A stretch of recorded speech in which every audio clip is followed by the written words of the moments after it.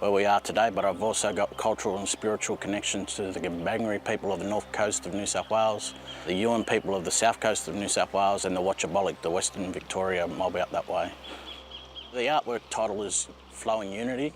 We're sitting in the backdrop of the Chimit River at the moment. Waterways, creeks, rivers, it's the lifeblood of communities. Like our family, basketball is a part of our life, and across Australia, water is the lifeblood of our country. On this artwork, 90% of it's traditional that's been handed down to me. A lot of my artwork don't have dots. Dots are mainly in Northern Territory, Western Australia. Our people in Wiradjuri, we use a lot of lines and a lot of squiggles, so you'll see a lot of that.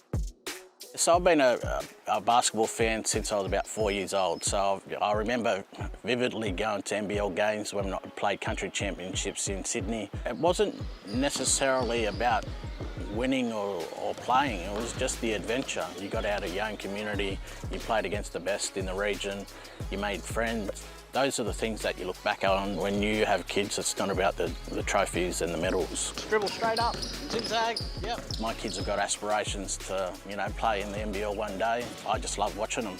It's very personal to me, being a basketballer growing up. Now watching my kids come through the system and really having fun, you can see them smile, but also they're telling their friends about Dad's doing the artwork for the NBL, so they've got a bit of bragging rights there. But if this encourages other kids, other First Nations people to pick up the ball and have a go at it, I think I've done my job. Well, Luke, I think I speak on behalf of the entire commentary team and the entire NBL that they have absolutely nailed the artwork on this one. And it's been really cool, Derek and Pete, to see Indigenous round as a concept grow and grow every year, to the point now we're not just doing jerseys. Every team's got them. We're doing the balls, all of that sort of stuff. It's really cool to see where this is going to get to in 5-10 years. And I love that teams started to put it in every part of their jersey regularly, right? I mean, we'd like to see these continue throughout the whole season, but to add little aspects of it in your regular home and away jerseys is great. But it's the stories behind each and every one. And I know it's a favourite round for a lot of people, and for good reason. And I love the fact that we're touching the grassroots and giving aspirational process to the youth, and they see people that look like them achieving things in the NBL, and it's a very inspirational round. And I know, shout out Tyson Demos as well, had a big part of that when it all began, and continues to do incredible things. Representation certainly matters. Now, the interesting thing for viewers watching this game is that the Cairns Taipans are going to be rolling around in a blue jersey, and Melbourne United are going to be rolling around in a white jersey. While the artwork looks fantastic, it's going to be very, very unfamiliar to the fans. We've had a glimpse of the Taipans jerseys in warm-ups, but I can't wait to see the bright lights come on because they look brilliant, Pete. They do, and again, everyone, you go through every single one and people say, who's your favourite? And you say, oh, yeah, that Cairns one. But then you see the opposition's one, you say, okay, that one. And all of a sudden you have all 10 in the wardrobe. I'm a sucker for jerseys. Are there any that you've got your eyes on at the moment? Because the Cairns one, it could be an early front runner for me. I'd be happy with all Cairns jerseys all the time, though, to be fair. Well, it's time to go down for the Welcome to Country with Uncle Henry. My name's Henry Former. I'm from the Gimoy Walbra Indian clan of Cairns. And Gimoy is we give this city round the Slippy Blue fleet tree. Also like to pay my respect to my great-grandfather, Grandfather Yinny, who was given the breastplate for King of Cairns back in 1905. Also like to pay my respect to elders past, present, emerging, and also here with us in spirit, and everyone else's ancestors here with us in spirit as well.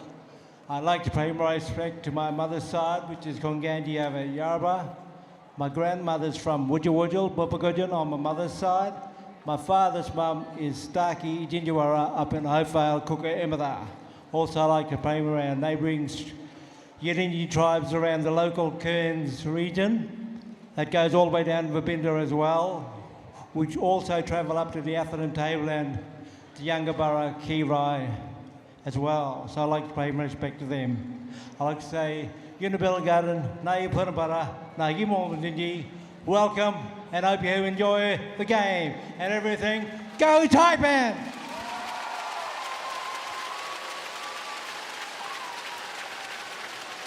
Finishing it with a bang there. Fantastic stuff from Uncle Henry. Hey, it's time to go inside the inner sanctum this year. Let's listen in to Adam Ford's pre-game address in the locker room. Locked in. Let's talk, everybody. Yep, okay. All right, gentlemen. camera, pay attention to me. Matchups, slight change up, so you're in on Krebs, everything else remains the same. With our breaker 2 now, you're the one that's going to be inbounding the ball, so then if we do give it to Rain, you can go set that little brush screen to get Drew open. If we find ourselves, Rain, you bringing the ball down, just get to a corner, we'll get straight into horns, and we'll find you in that action. So even if we find ourselves, let's say, Rain brings the ball down, let's say you come off SCO, Marcus Lee dives, and let's say we've got Drew on this side, actually that works out well. Hey, Kyle Adnam did not make eye contact with the whiteboard once through that entire thing, Kizza. Pay attention. Derek, let's go on to the whiteboards now. Now, this is like having the exam when you've just seen the answers. What is on Adam Ford's whiteboard? Fantastic insight, by the way. Oh, it was beautiful. But look, they're undermanned tonight, so they've got to be really abnormal in their approach to this game to try and get a victory. But here we go. They got to play with anger. They were too nice the other night against Perth, and I feel like they've got to come out with some venom. They got to rebound and run and look for early opportunities in the offense, because I don't think they're going to beat Melbourne by setting up in the half court offensively. Finally, smother Chris Goulding and Krebs, run them off the three-point line, and try and minimize Melbourne's explosive ability from the three-point line. I'm with you on all 3 points. Thank you. Peter? I appreciated the find some venom, by the way, from you, right? That was really good. I mean, it's pretty simple, but respect the opposition. It is human nature, it is inevitable to have this small seed in every single player that if they play at 50% of their capabilities, they're going to win. Good start. And guard the 3, because if Cairns are going to win, they haven't shot the ball well, they have to shoot the ball well, and that comes with also looking after the ball. Make sure you don't turn the ball over and give them some momentum. I know you guys are both heavily in the Melbourne United camp in this, and I believe 99.9% of the population will be, because they're 7-0, and the Cairns Taipans have 5 losses in a row. What do the Taipans need to do to pull off one of the bigger upsets we've seen in the NBL? They've got to force a lot of turnovers, get out in the open court, and play with a lot of confidence. And you know what, Pete? A part of this game is going to be about risk-taking and maximizing opportunities. Like I said, it's just not going to be a standard victory where Cairns win this game in the half court. They need to hit more than 10 threes, and they need to do it at least 35-40% at minimum. They're not going to be able to win in the half court. They have to get hot from deep. What are your predictions? I know you're going to go with Melbourne United, but I just want to hear them so we all got them on the record. Melbourne United. By how much? I'll say they'll be valiant early, but I'll say 15. I say Melbourne United by 27. Tell you what, I disagree with you both. I'm going the Cairns Taipans in a miraculous win by 7 points. Can the Cairns Taipans end the losing streak and flip the script, or will Melbourne United continue to tear through the competition? Tip off right now. Melbourne United clearly indicate to the league in this first round that they were here for business. Melbourne United 3-0 to start the season. And Melbourne United stay perfect in NBL 26. 7 wins without a loss. Melbourne United at this stage are the team to beat. The Cairns Taipans, who have said, don't treat us like a small market team anymore. Is it fair to say they're a bit of a work in progress? It is fair to say they're a bit up and down. For the Cairns Taipans, of course, they're without Jack McVeigh. The Cairns Taipans, 5 losses in a row. Tonight was an example of no one really stepping up to the mark to get it done, and it showed in the scoreline. Indigenous round in the Hungry Jacks NBL. It's the Cairns Taipans and Melbourne United on Friday night hoops in far north Queensland, as all the colour and excitement of Indigenous round comes to our competition again, acknowledging Torres Strait Islanders and Aboriginal people right around the country, their contribution to basketball and to society more broadly. And what a game that we've got in prospect. Can these Taipans take down the juggernaut that is Melbourne United? Can Admiral Schofield and the Snakes do something about Chris Goulding and the rampaging Melbourne United squad? Joel Peterson, Derek Rucker, Pete Hawley and Ariana Prather with you in commentary. The birthday boy, 37 today, Chris Goulding. Pete Hawley, he just keeps getting better. He sure does.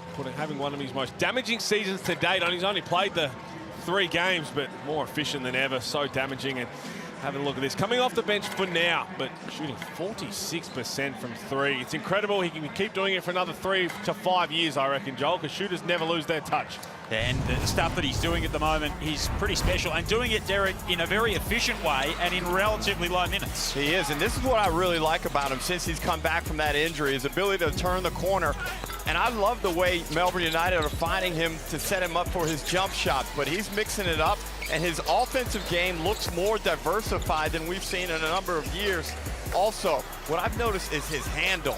Must have done some extra ball handling in the offseason because it looks tight.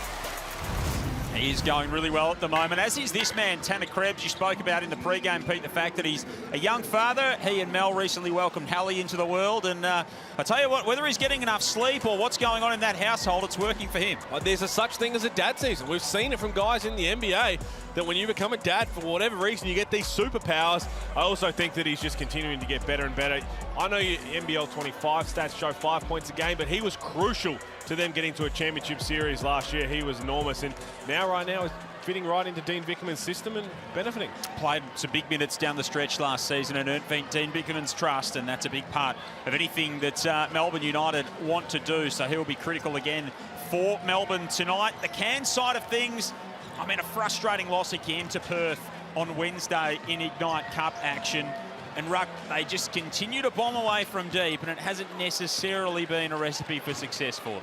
It's been a tough start because they statistically in a lot of categories are last in the league. We see their shooting woes, only 77 points a game, which is last. 41% from the field, which is last. 3-point percentage, 28%. Well, you may as well be last because that's poor. And the free throw shooting, well, they don't even really get to the line a lot.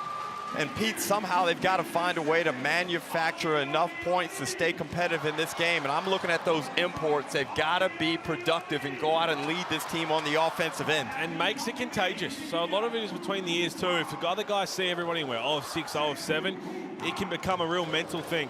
They need to shoot well. To be in with a chance to win this game, they have to get hot from 3, and they have to do it collectively.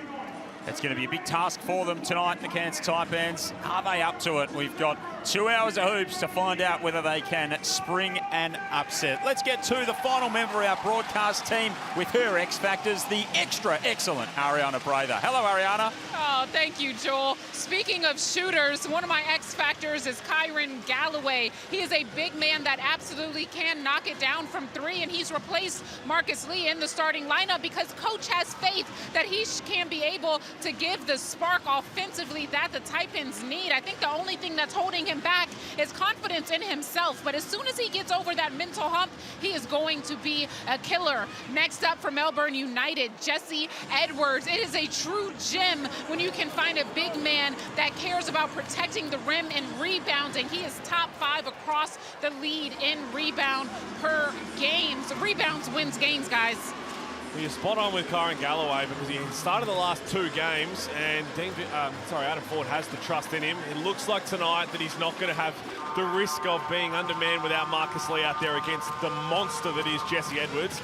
And he's going to have Marcus Lee's height and length try and limit Edwards. Otherwise, he'll just monster them inside. Yeah, he's been an imposing prospect throughout the season so far, has the big Dutchman. What an inclusion he's been to the competition. So Melbourne United rolling with that same 5 that's been successful for them thus far. Walker, Krebs, Doyle, Delaney, and Jesse Edwards. And as you foreshadowed, Pete, the change for the Taipans is that Marcus Lee steps back into that starting lineup alongside Smith, Schofield, Higgins, Titcher, and Andrew Andrews for the Taipans this evening, who are in the more customary Melbourne United sort of dark navy blue this evening. Their Indigenous round uniform. We'll tell you a little bit more about that as the night goes along. Melbourne will be in theirs as they take on Adelaide on Sunday evening. Sunday afternoon, that game against the 36ers. The Taipans have always, in recent years, had a little bit of success against Melbourne. Is tonight their night? We will find out. And it hasn't started particularly well as they tip it straight to Tanner Krebs. Edwards has that one roll off the rim. You talk about history, Joel. 3 of the last 4 times they've matched up on this floor, the Taipans have won. And then you go back to 2016, as we said, Melbourne United started 9-0. And they took a Friday trip up to Cairns. They laid an egg, and they lost 2 more after that as well. 7-0, taking a Friday trip up to Cairns, and hoping they're not hatching anything this evening. Taipans whip the ball around, a few sets of hands in the early going. Andrews against a couple of defenders. Delaney pulls down the rebound. Tyson Walker, what a find he's been for United. Absolute defensive stopper. Had 12 steals across 2 games the course of last weekend. Beautiful pass from Delaney. Krebs cutting baseline opens up the scoring. Great read there from Krebs. Knowing his defender is going to be so aware of his ability to shoot the 3 ball as Walker's going to get called for grabbing Andrews. But Krebs just creeps up the 3-point line a little bit and then makes a nice cut, well delivered by Delaney. Andrews just has to stay a little bit more locked in defensively. At times he just gets glued with his head locked onto the ball when he's weak side and can get exposed a little bit. Here's Admiral Schofield going to the rack. More of that, please. That's what we've been asking for. Get to the bucket. Even men his size or even bigger, Pete, can't handle his strength, but he's got to apply himself and go ahead and assert it. He's 9th on the team for free throws this season, Admiral Schofield. It is remarkable. Dude who's built like his brother, a Super Bowl winning linebacker, and just allergic to getting to the rim. Lee up top. Andrews trying to create some space from Walker. Now Schofield on that right side, matched up with Doyle. Straight at him and taken away by Edwards. Krebs, on the other hand, loses the handle. Delaney goes underground to save it. Doyle against his championship teammate at Tassie and Marcus Lee. Edwards likes the matchup with Higgins-Titcher. Good defense from the Snakes. They do not force a lot of turnovers, this Cairns team. That's a good start, as is that for Admiral. Well, the Cairns Taipans are off to a solid start here, and I talked about risk, Pete, and the fact they were going to have to gamble a little bit. Well, Higgins-Titcher did so on that last defensive possession as Jesse Edwards slams one home off a Walker penetration. Yeah, but all 6 points have just come from dribble penetration. Just breaking down one guy. Someone has to over-rotate or they come late. And it's just a layup or a dunk. Higgins-Titcher outside. That one's no good. Those are ones you got to have. 20% on the season. He was 0 of 4 last time out on Wednesday. Ouch. Krebs from outside, no good. Marcus Lee pulls down the rebound, who has been in foul trouble, averaging 3.5 a game. Fouled out again on Wednesday night. Schofield outside. That was way off. I liked his intent the first couple of times he caught it, but now he's just regressed as Delaney attacks the rim. But Pete, he's gone back to the bad habit of just sitting outside the 3-point line, and those aren't even really good 3-point looks. Are you okay to call it a heat check after you've just knocked down one shot? I'm not sure. You only need to hit a couple before that, but yeah, he doesn't need much time or space. It's all about them shooting the ball well, yes, to be competitive in this, but also make sure they're good shots. That Higgins-Titcher one, that's a good shot. That's wide open. You have to knock them down because United are going to test you. They want to see if you can knock it down. Do you reckon Adam Ford would have put it on his team in the days after that Wednesday night loss to Perth? Well, knowing the character of him as a coach, I would think so. But again, there are only so many times that you can take that hard line approach before players start to tune out. And that's the danger. And the problem is, he's had to do it a lot so far this season. Try and find a response from a poor performance. 4 games decided by 30-plus points in the loss column, Cairns, as Walker races up the floor. The biggest problem is we're going to get a timeout here from Adam Ford is you can't let your offense or lack thereof dictate how hard you play defensively. That has been an issue for the Taipans. If they can't score, they just switch off on that end and teams pile up the points. So Melbourne get out to an early lead, 10-5, 6.5 remaining. Of course, Marcus Lee, a former Melbourne United player. He's on the Cairns side of things now, and he caught up with Ariana pre-game. Marcus, thank you so much for joining me pre-game. First things first, I have to address the elephant in the room. What was said after that fiery matchup post-game? I think the biggest thing is that, you know, whatever happens on the court, we need to stay together. Whether it's battling after the fight, before the game, we need to stay connected and worry about our things. And coming into tonight's matchup against Melbourne, obviously they're undefeated. How do you take that passion and make sure it carries over into tonight? You guys can make a big statement with this win. Yeah, right now we're just focusing on adding that next layer. The big thing was told is Rome wasn't built in a day, and that's what we're working on. We're just trying to add that new brick and that new layer and get better today. So Marcus Lee, you're going to need a lot of bricks. Well, Melbourne United off to a good start offensively, 4 of 7 from the field. And all layups or dunks. Yeah, we saw Adelaide last round get a number of great looks in that Bryce Cotton showcase. So Bryce Cotton get a number of good looks, as is his wont. Schofield off the Higgins-Titcher. Here is Marcus Lee underneath. Nice finish off the offensive board. That's what I spoke about before the timeout. So they managed to score the ball. Melbourne United have had to take it out of the net. And now they can get set up a bit better defensively, where usually they are a bit more connected. It doesn't help when Marcus Lee falls down. And when Tanner Krebs is in the corner wide open. But usually they are a little bit more connected defensively and locked in. If they're missing long shots, quick shots, turning it over like this, and that'll be an unsportsmanlike. Normally they give up layups. And miscommunication there between Andrews and Schofield leads to an easy steal by Tyson Walker and the subsequent unsportsmanlike. Don't need to gift him steals either. No. Words out of my mouth. Absolutely not, because Tyson Walker's going to find a way to get a hand on it. Whether you're trying to give it to him or not. How impressed have you been with what he's been able to do for Melbourne so far this season? When he was brought into this team, and from all reports, and if they were fully healthy, he was going to be that sixth-man spark. But for him to still be effective, I go back to that Brisbane game where he struggled from the field, but had those 8 steals, and still had assists. To be able to affect the game in such a positive manner without letting your scoring dictate how you play is incredible. And for an import, with all the pressure on imports, it's truly remarkable, and it's a credit to him and the recruiting. Imagine being an opposition guard coming up against Melbourne this season when they get Shea Illy back, thinking as Krebs goes to the cup and scores with the and one to come. 7-point game. So you're an opposition guard and you're lining up against Melbourne. You think, oh, Shea Lee's out there. Okay, I'll take care of him. I might get a bit of respite when he goes to the bench. Tyson Walker might come in for him. Oh, but then when Walker goes to the bench, oh, Dash Daniels is coming in as well. They're blessed with defensive talent and in different styles as well. You've got a guy who's really aggressive on the ball with his hands in Dash Daniels. You've got a really quick low to the ground guy in Tyson Walker. And then we don't really need to go into Shea Illy's brilliance on the defensive end. They are going to be very, very resistant defensively on the perimeter as Daniels picks up a quick one. Bit so overzealous there, but you talk about Dash Daniels, the emergence of this young teenager and where he's going to be at the end of the season.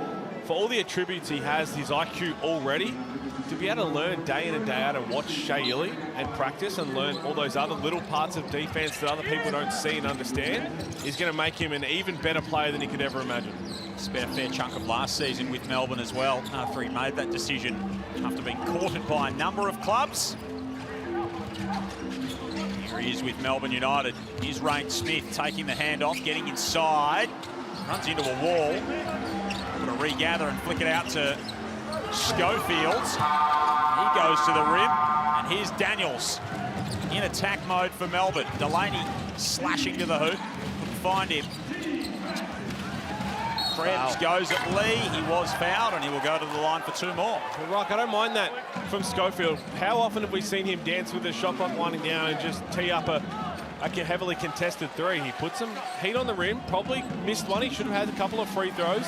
And down the end, though, again, someone getting beat off the dribble. No screen, no movement. Fouled and gone to the line. Well, in transition, Cairns are going to have to make sure that they don't get caught in mismatches like that. Marcus Lee winds up on Tanner Krebs in a one-on-one mismatch, and Krebs now so confident. Maybe 2 years ago, that would have been an okay matchup, but not anymore. Cairns haven't led at quarter time since round 2. And this is brilliance at Dean Bickham as well. Sorry, Joel, is that they want to get the ball out of Andrews' hands. So Krebs front guards Andrews with Walker to allow Dash Daniels just to hound Rain Smith. Smith had that one go 3/4 of the way down and pop back out again. Down by 10 in the early going here, the Taipans. 3 of 11 from the field. It's a good takedown from Rain Smith, but that is a defensive ploy that Vickman's used for years. Okay, let's identify someone who perhaps isn't the primary ball handler, which would be Rain Smith in this lineup, and Dash Daniels will let you loose, make his life tough. Scored 13 of the past 15 points in the game, Melbourne.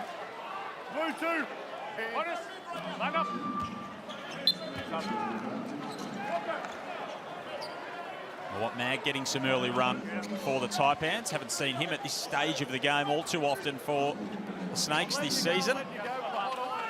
Already in the bonus here, that's Taipans. Well, I was just about to say to you, Pete, this is a critical stage early where Cairns are going to have to defend exceptionally well without fouling. Melbourne United already on track to 30+ in this first quarter. And the birthday man just checked in. In case it couldn't get any worse. Now Golding's out there. Walker knocks down 2 at the line. Tom Wilson checking in too. As I know you like unique stats, Rupp. Yep. We are approaching 7 years since Tom Wilson last committed a turnover in the NBL.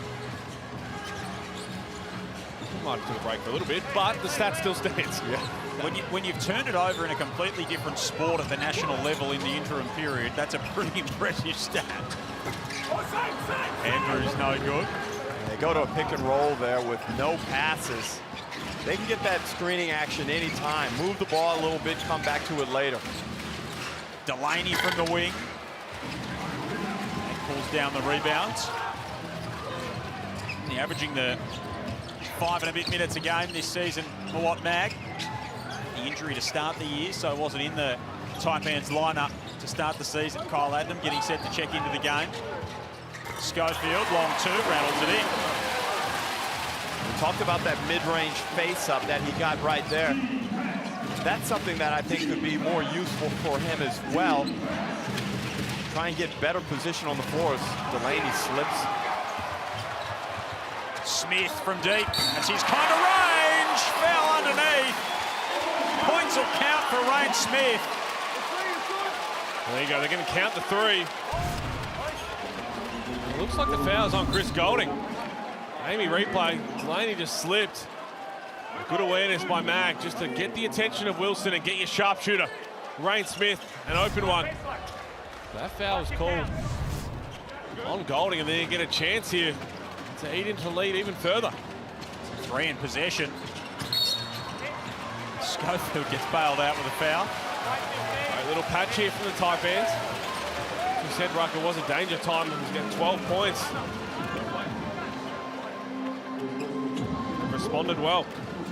And right here, Pete, presuming Schofield makes these 2 free throws, get after them. Put a press on. Try and jar them up a little bit.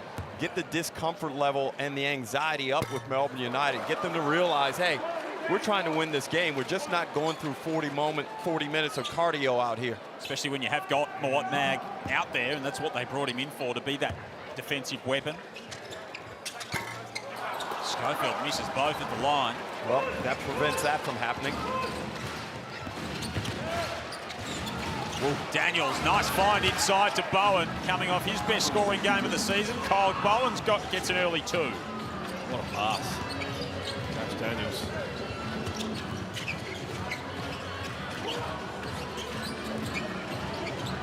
Andrews teeing off. Schofield rips down the offensive rebounds.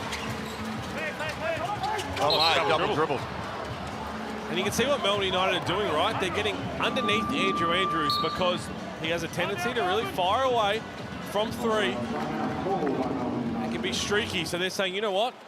Try and beat us from the 3-point line. If you fall in love with that, you're playing into our hands.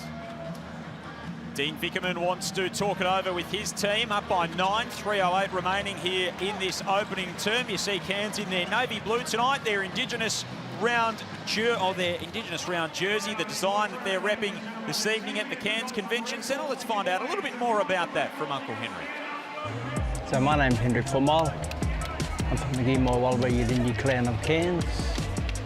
The design is the Seven Sisters story. So the Seven Sisters, they were getting chased by the neighbouring tribes who really wanted to steal women. But the old man was taking care of the 7 women, and he was making the fires so he can send up all the girls to the stars.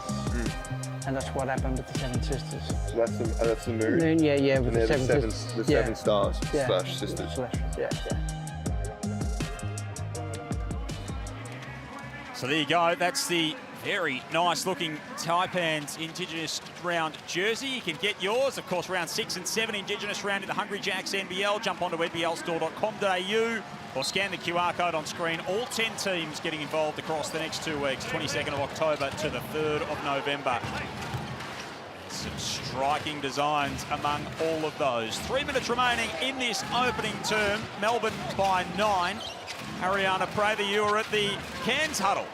That's right. I was listening in to Coach Forty, who told his team to space the floor, get the ball moving, and then fall into that two-man game, like Derek said, if it all falls apart. But, guys, I have to say, I personally just feel like the team needs to work on their chemistry. They're snapping at each other after the offense breaks down and they don't get what they want. When that bond is there, you can really see it on the court, so I feel like they have to focus on that as well. Open layup here for Melbourne, and that's not going to please Adam Ford. Ariana, I mean, is the energy better than it was on Wednesday night from the Taipans so far? Are you still seeing much the same? I don't know if the energy, as in the team chemistry, is much better. I think that is something they seriously are going to have to work on, because if you don't like who you're playing with, you're not going to want to run through a brick wall for them.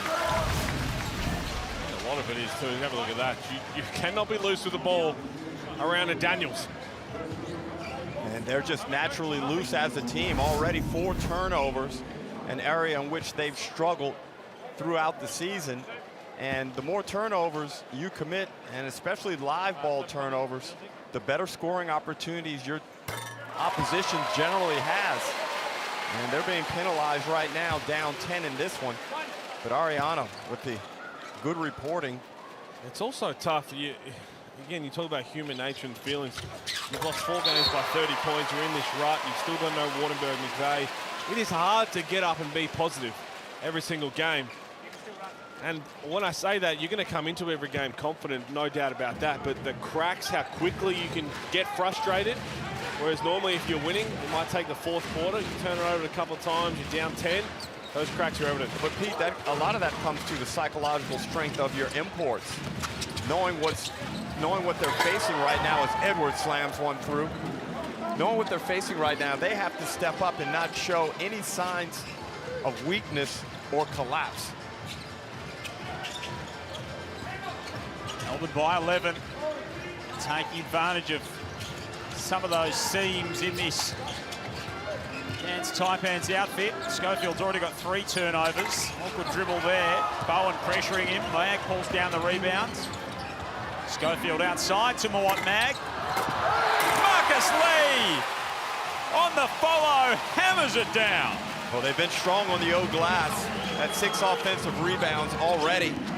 And one of the reasons why this lead hasn't totally blown out is we've got a player down for the Taipans. Andrew Andrews, who's down at midcourt.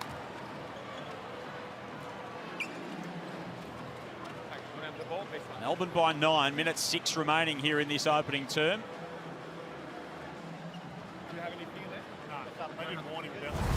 Let's take another look. That's a good screen by Edwards. Great screen. There's nothing in that whatsoever. That's just, you need some teammates to be screaming out for the terror screen. Well, it's not even really a terror screen, it's in the half court. The feelings amongst teammates will not improve when someone doesn't call out a screen like that. I'll tell you what. It's a bad feeling. And there was very few better at a terror screen on that floor than Nate Jarwai. You got hit with a terror screen from Nate, you'd be in trouble for a while. Things that Cairns could ill afford. Losing one of their imports is certainly on that list. Mag outside to Schofield. Hangs, can't hit. He tries to tip it home. His activity's been good. I do like Schofield putting it on the floor and being a little bit more aggressive there as Golding taking on Marcus Lee. I don't want to say it's a mismatch, but that is a mismatch. No doubt, and again, Lee gets caught in transition because Schofield was down and late recovering, and Golding knows exactly what to do. Tyson Walker says, that's mine, Kyle. Thank you. That round thing, I'll have that. Schofield better stay locked in here, because if Golding just hit a shot, the next one's going to him. It doesn't matter where he is, he'll be looking down at his feet. Little Spanish action maybe, or watch the little corner flare. Couple of seconds, shot to game clock. Golding for 3 and 1. Well, Pete, you know the scouting report. Melbourne United execute per your words, and they get Golding on a little turnout, and not only poor execution defensively and a lack of awareness, but then you compound it with a foul. We had Josh King mic'd up in commentary last night. That man doesn't have a wire to Chris Golding over there, does he? Just issuing him the instructions. Saw that Well, one that's why you do your work, kids. Saw that one coming from a mile away. Chris Golding. He gets underneath the hoop, that Mitsubishi Motors logo, and he's either going to run up for that Spanish screen to try and cause some confusion, or they're going to have that little flare flat screen to the corner, and if you're late, it's game over. 15-point lead to Melbourne United, who still haven't trailed at quarter time this season. Can Kyle Adnam finish off in style here for the Taipans? Or Marcus Lee? They cannot. And the Snakes are in a hole early on their home floor. Melbourne United have come in and they've just done what Melbourne United do. Up by 15 points at quarter time on Friday Night Hoops. There's some work for the Snakes to do.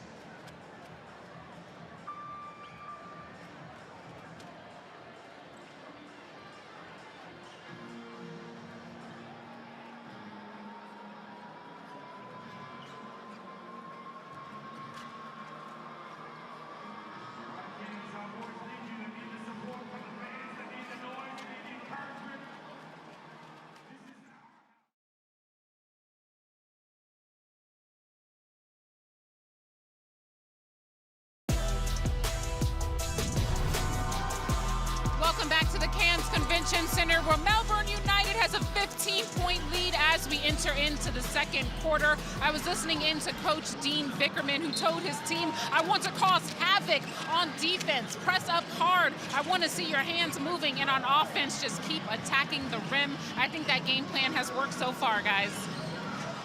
Scoreboard would suggest, absolutely. Mariana, 15-point lead to Melbourne at quarter time. Second term is underway in Cairns. Friday Night Hoops in the Hungry Jacks NBL. Rain Smith is offline. Good action there by the Taipans to get Smith free for a good look from a three. Just didn't knock it down. But this is the NP. They got to tighten up. That's what I said. You can't let your offense dictate how hard and how connected you play defensively. Too often when they're missing shots, and again, if you go back and actually break it down every single time that they score, their defense is pretty solid. They seem locked in, but turnovers, long shots, that defensive transition is non-existent. 17 points, a new game high for Melbourne. Here's Andrews, who's back out there. That's good to see. After a bit of a knock in that opening term, running into a Jesse Edwards screen, getting to his spot, going baseline, and hitting as the shot clock expires. One, you get it to see the ball hit the bottom of the net. How's their defense look? Smith, Mag, Andrews, Galloway and Lee out there for Cairns.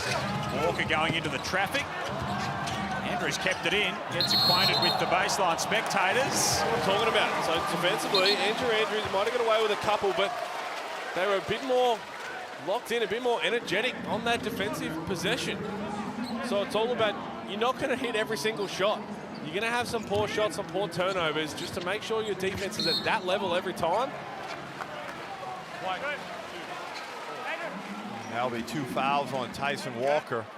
The other thing, Pete, that I would look at if I was the Taipans is trying to mix in some different looks in the half court defensively, throwing a little bit of zone, throwing some traps, because I think eventually Melbourne United will work this man-to-man out.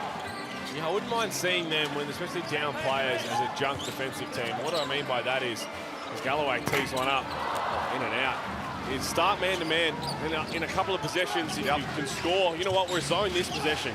Next possession, we're going to trap the ball screen. Next possession, switch 1 through 4. Keep the offense guessing. Change it up every possession if you have to. It's hard to do, it relies on communication, but it's too easy. And Milton Doyle wheeling and dealing in the paint, having an outstanding season early for Melbourne United, a key figure in this 7-0 run to start the season. Andrews has seen plenty of the hardwood early in this one. Edwards got a hand in on Lee. Milton Doyle shooting at 40% from downtown early as well, Ruck, which is a really good sign for that man. And an area where we expected Milton to do a lot better in terms of his efficiency in his years with the Taipans. Now look, when it matters, he shoots well above 40%. One of the great clutch players in the competition, but now he's adding consistency to his shot making, and that makes a big difference. Lee hands off to Andrews, wide open for 3, bottom of the net. Yo, another one. The 3 ball. Their third 3 of the game. What was your number, Pete? That'd be 10, but over 35, 40%. So they're not there yet. Catch a break there with Walker missing a layup. Marcus Lee gobbles up the rebounds.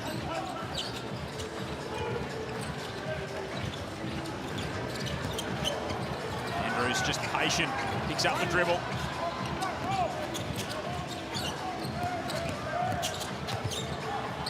Bag trying to work his way inside. Crafty little move, just couldn't finish with the left hand.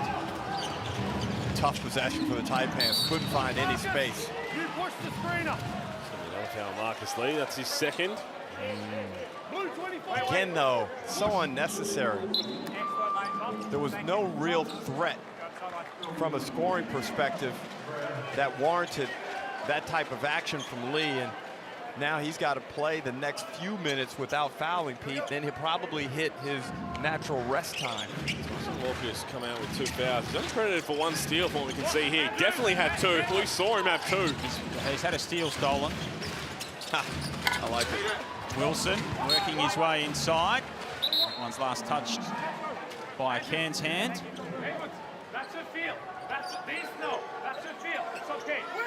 Nico Fernandez, Ruben Wilcock, Mark Mill, our refereeing crew this evening. Was Cairns in action on Wednesday. Chopped the beat down from the Perth Wildcats. Melbourne last out on Sunday against New Zealand when they had a win, and they play Sunday against Adelaide again. Another defense there from Marcus Lee. You can hear the communication. Barker for 3. Those are the ones you got to have, Holes. In transition after a stop, you get a real good look at it. It's a great look, but again, shouldn't be deflated after that. I'm going to send Milton Doyle to the free throw line. Joel, free throws already for United Ruck. Those passages of play like that are so critical in trying to keep this game tight. You get a stop, you get a good look, don't convert, and then Doyle just puts pressure on the rim, forces a foul, as Schofield will check in for Lee. Adam Ford will go with Galloway now at the 5. Not sure we've seen this lineup out on the floor.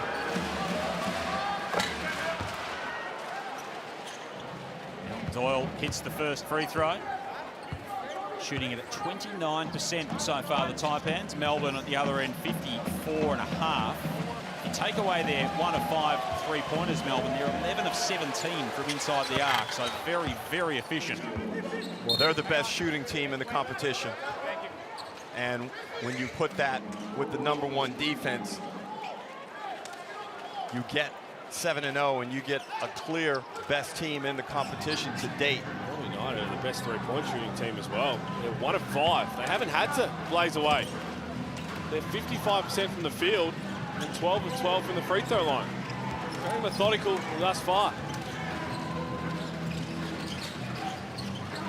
Schofield, Higgins, Titcher, Andrews, Galloway and Barker. Very different looking lineup for these Taipans.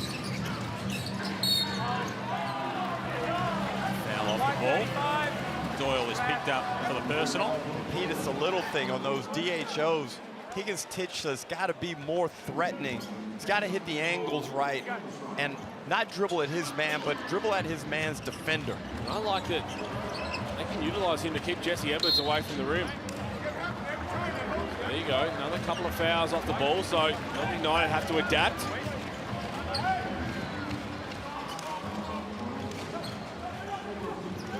Point lead for United. Have not played a minute with this lineup out there so far this season, Ruck. Thank you for the support, Joel. It's okay. Do what I can. And that's not a lot. Leaning in is Andrews. He does that too often, and he gets his own rebound. He's searching for the foul. He created enough space either to pretty much lay that up. Just dumps it off to Barker and says, your problem now, Lockie. He can't come up with anything useful. It's stodgy at the offensive end for the Taipans, and then Andrews picks up a cheap one. And those are the plays you talk about, Pete. It's the difference between being in single figures with your deficit, but he just doesn't want to move the feet. Look at that, feet in concrete, and it takes effort. You got to be willing to keep your hips low, slide your feet, and move with that attacking offensive player. Instead, he just reaches in, picks up a foul, and he'll go to the bench. Coach still has to say he clearly was a bit exhausted. His rest on offense, but he's their primary playmaker. There's good defense there. A couple of flashes on that end. Adnam tees off a 3 in transition. Barker's going to keep it alive. Oh. To Galloway, back to Barker. He's not shy. Lockie Barker. Well, Pete, I don't mind those shots. Adam gets a pretty good look at it. And then Barker gets a decent look from the corner. Now 3 of 13 from 3. 23% for a team that we saw shoots poorly. And a lot of these blowouts we've seen this season can be traced back to the differential in the three-point shooting. 10 of 33 on Wednesday. That's one of their better games for the season from outside. Now, they have done a good job in this quarter defensively, the Taipans, and Schofield lets one go from deep. That's not a good shot because you've just missed 2 or 3 in a row in the same possession. Schofield, we've seen him hit plenty of those threes, contested, no pass offenses, but when you've just lucked out on a couple of good looks, to come down and just blaze away and give the ball straight back to Melbourne United, in isolation, it doesn't mean a whole lot, but there's too many of those compounding errors within quarters, within games, which is why we're seeing them face the big losses they are. So 5 minutes and 20 seconds gone in this second term. These two teams have combined for 11 points. You'd be fun at parties, Joel. Wilson across the lane. I don't get invited, Pete. People know that I'm not going to be fun. Never comes in the mail. I know the feeling. Adnam. Daniel setting up on the defensive end, giving Kyle Adnam any room to breathe. Galloway sets the screen to try and free his point guard, then rolls to the hoop. Higgins Titcher not the first time, nor the second, and Fabian Crisley comes up with the rebound. Golding in the corner, back out there, firing away and connecting in trademark Chris Golding style. Well, things go dry. Bring in Mr. Fix-It as we look at the Amy replay. Bowen knows what to do. Get it to one of the best scorers in NBL history. He knocks down the 3 and ends that Melbourne United scoring drought. And this, again, you're probably thinking, what can Higgins Titcher do? See the Amy replay. The only thing you can do is really crawl into his hip, make him put the ball on the floor. But even still, if he gets the shot off, he's just that good a shooter. You just got to hope he misses. Alex Higgins Titcher, he's got plenty of length, plenty of versatility on the defensive end, and it was not a match for Chris Golding on that occasion. So 40-21, Melbourne United doing it comfortably at the moment. And that man on screen, 3 of 3 for 9 points, 2 of 2 from outside.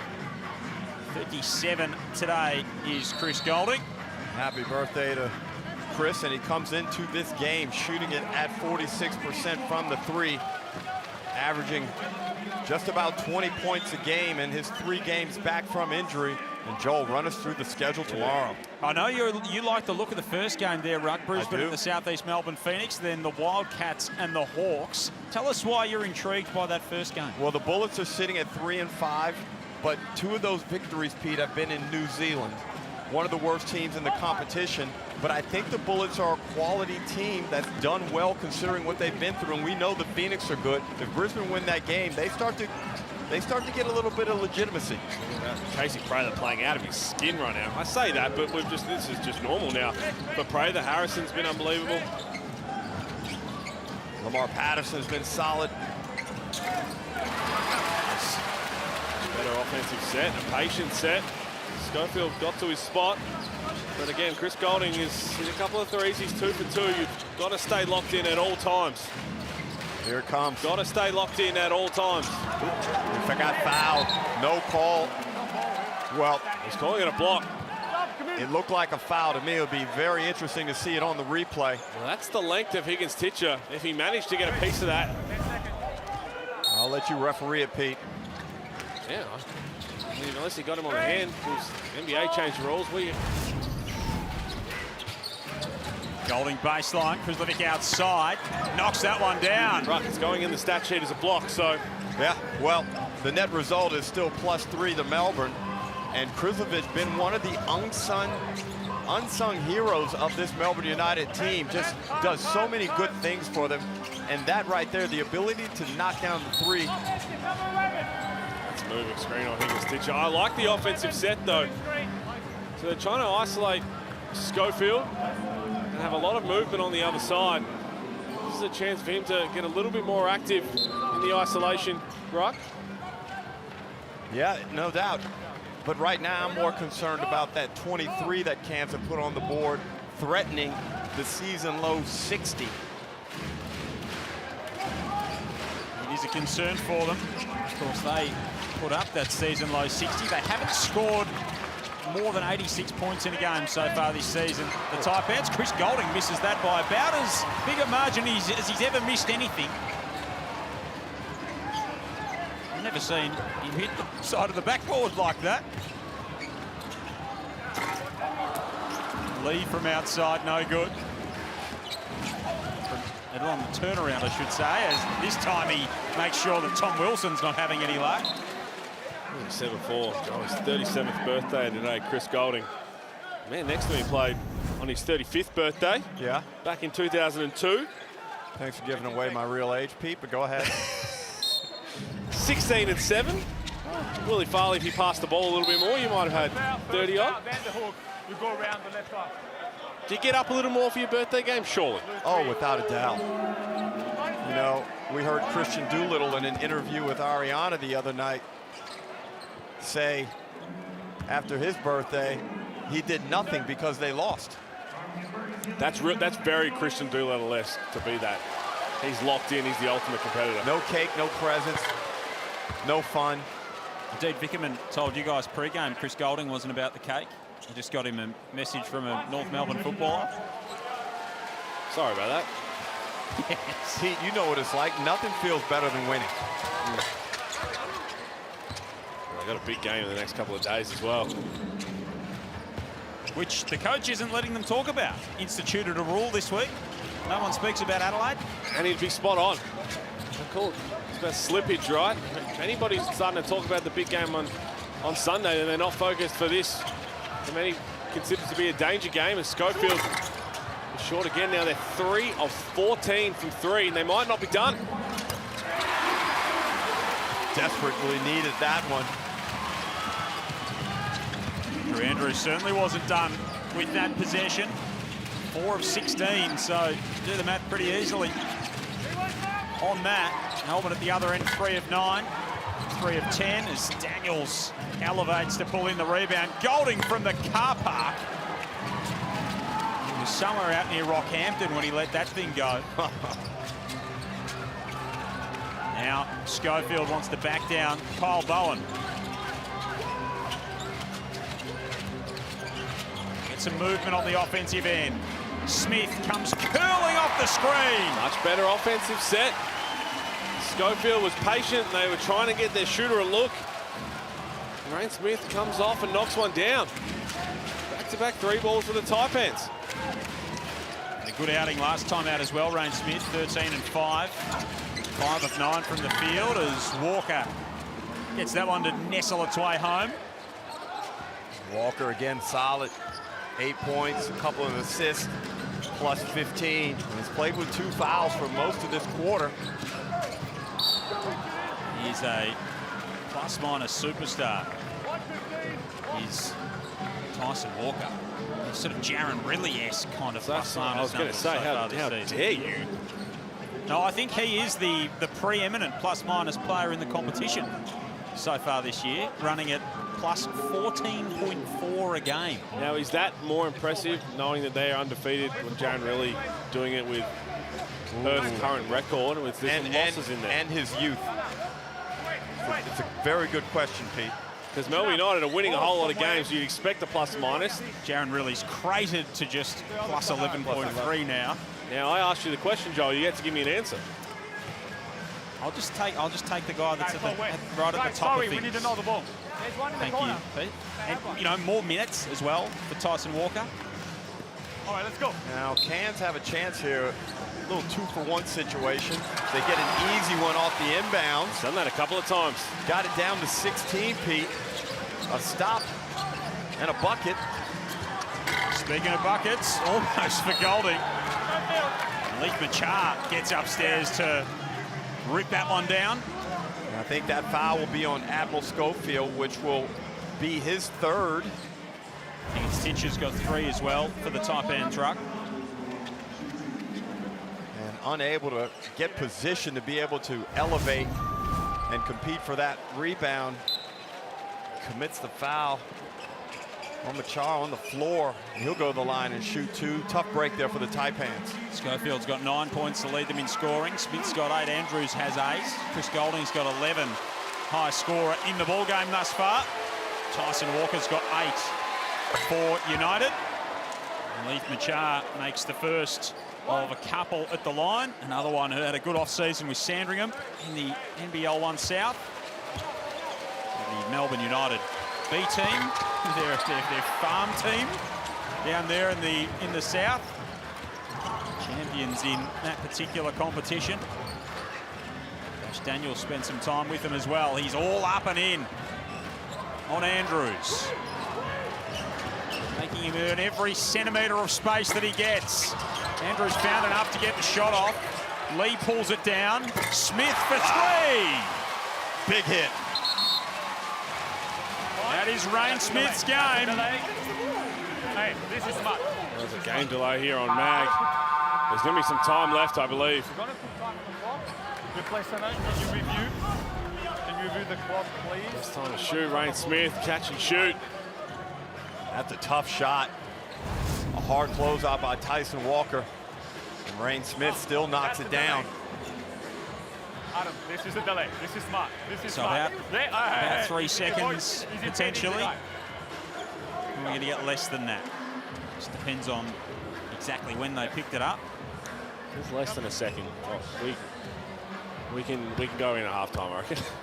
Yeah. So 0.1. So it's very likely to be 34-48. That was really just for administrative purposes than anything else. That inbound. And it is Melbourne United who lead 48-34 at halftime. The 7th time from 8 games they've been ahead at halftime so far this season. And they are doing it reasonably comfortably, just in the sort of fashion you'd expect them to, Ruck. Well, that was a nice close of the second quarter by Cairns. Knocked down some threes, got themselves back in the game, and was somewhat disruptive to Melbourne United in that second period, Pete. Yeah, and they started to knock down some threes. That's the key, as you said. And they sparked something in the third quarter. They scored 11 of the last 14 points off the half to the Cairns Taipans. Melbourne by 14. Ariana's alongside Tanner Krebs. That's right, Tanner. Obviously, Cairns going into halftime with a little bit of momentum. How do you stop that? Box outs, rebounds, they're punishing us on second chance opportunities at the moment. That last play is a perfect example. So if we tidy that up, get out and run, we'll be all right. Well, you guys are undefeated for a reason. How have you guys been so successful, and get back to that? A lot of reasons, but we're hungry. Guys are hungry, and we got winners on our team. So yeah, it's a combination of those things. But yeah, we just can't get complacent, and yeah, if we don't, we'll be all right. Good luck in the second. Thank you. Well, you heard it from Tanner Krebs, a 14-point lead. We got a ball game in Cairns, guys. Stay tuned. A lot more breakdown of all the action after this quick break.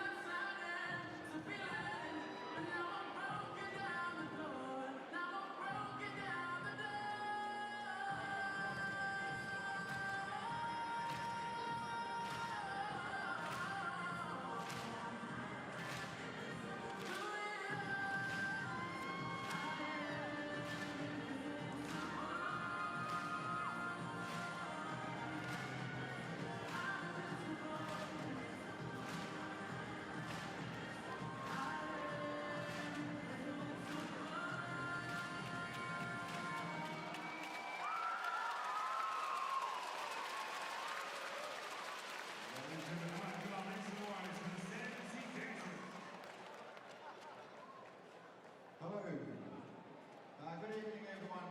I'd just like to acknowledge the traditional owners and just here to pay tribute to do for you guys. To Delhi girls, and good luck, Titans.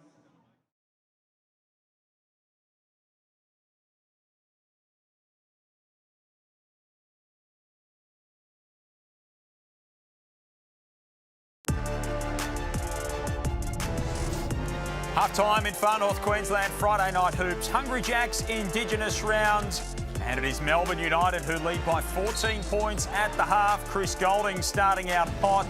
The Taipans closed that second term a little bit stronger, found their offensive groove as they needed to in this ball game. And they take a little bit of momentum going into the second half, courtesy of Rain Smith. Joel Peterson, Pete Hawley, Derek Rucker with you.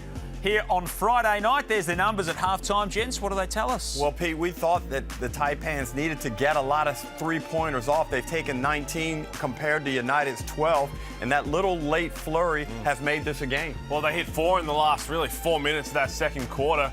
So you look at that, they've got offensive rebounds allowing them second chance opportunities. they're within striking distance. This could have looked a whole lot worse. They didn't have that late flurry, and let's see how they come out in the third quarter. Chris Golding, 37th birthday today. Not sure what he got, but he's got 11 points in that first half, and he came out with that same shooter's mentality, Pete, that he always does. Yeah, sure does. I mean, he missed a couple of open ones too to end that quarter, but that was his first one. And as soon as he knocked that down, you knew that they were going to run something for him. Got that 4-point play there, drawing Admiral Schofield into a foul. And then everything else that he does, it doesn't matter unless you can run him off the three-point line, which we've seen him now. He can put some heat on the rim.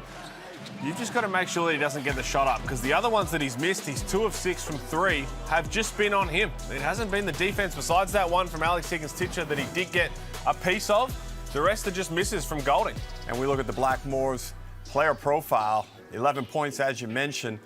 And if I'm the Taipans, I'm a bit concerned that he's gotten 6 3-pointers off, and most of them have been quality looks. Again, one of the things I had on Adam Ford's whiteboard was take away Chris Golding's 3-point shot, and they haven't done that effectively. Yeah, and he's only played the 10 minutes in that first half, so in keeping with what he's done in his first 3 games of the season, around that 20 minutes is what he's on target for tonight. On the Cairns side of things, their 3-point gunner, Rain Smith's been playing a little bit of a lone hand. He popped up at the end of that first half, and we know, Pete, that when he gets going, he could be a really scary prospect. Shout out Tasmania. We're going to highlight 2 Tasmanian shooters in the half-time segment, and we've all seen this from Rain Smith, right? But we need to see more plays ran for him. Finally, they started to kind of put him in some triple staggers or ways, the offensive rebounds, all of that. This kid can light it up, and you've got to continue to feed him. I'd like to see him take a whole lot more. If he's 3 of 4 right now, he should at least be 3 of 8. He's not taking enough. And it's an opportunity, really, for Adam Ford to develop Rain Smith in-game at the professional level. We know what he did at college in Louisville, and now let's see how much we can get out of him while you've got some guys on the bench in McVeigh and Wardenberg. He was 5 of 9 last time out, 3 of 5 from downtown, so hopefully he keeps shooting the ball and shooting it with confidence. He, Golding, Tanner Krebs, we highlighted pre-game, so it's been a good night for the Tassie products so far, and hopefully it continues to be so for all 3 of them. Couple of big games coming your way tomorrow as well. We highlighted earlier Brisbane and Southeast Melbourne, and in the late game is Perth and the Hawks. And generally when Perth and the Hawks get together, Pete, it's pretty fun. No Windler for Perth again, and the Hawks, who want to try and prove something to everybody, that'll be a fun game. And then we know that this Brisbane team, Dakota Matthias, is not going to be there for them. He will play for the first time for them on the 30th against Cairns. So he's their new import signing. They've confirmed him today. And Ruck, is Casey Prather, are we officially at all first team lock status? If we're not there, we're getting close. Well, right now he is, but I know what you can lock. You can lock in 20-plus points a game for Prather every time he gets on the floor. He's absolutely flying at the moment, and if they keep winning, he'll be sort of vaulting himself up into MVP kind of conversations as well. He's going very I didn't want to nicely. mention it because number 11 for Adelaide's still running around. Right. But yes, there's a conversation. I'm just saying, if they keep winning, and he'll be in the top 2 or 3. He'll be on the graphic. He'll be on the graphic on your socials. Head to NBL on Instagram, and Casey Prather's name will be on that graphic if they keep winning. The Cairns Taipans hoping they can come up with a big comeback here in this second half. They're down by 14. Can they mount a challenge? We'll find out now.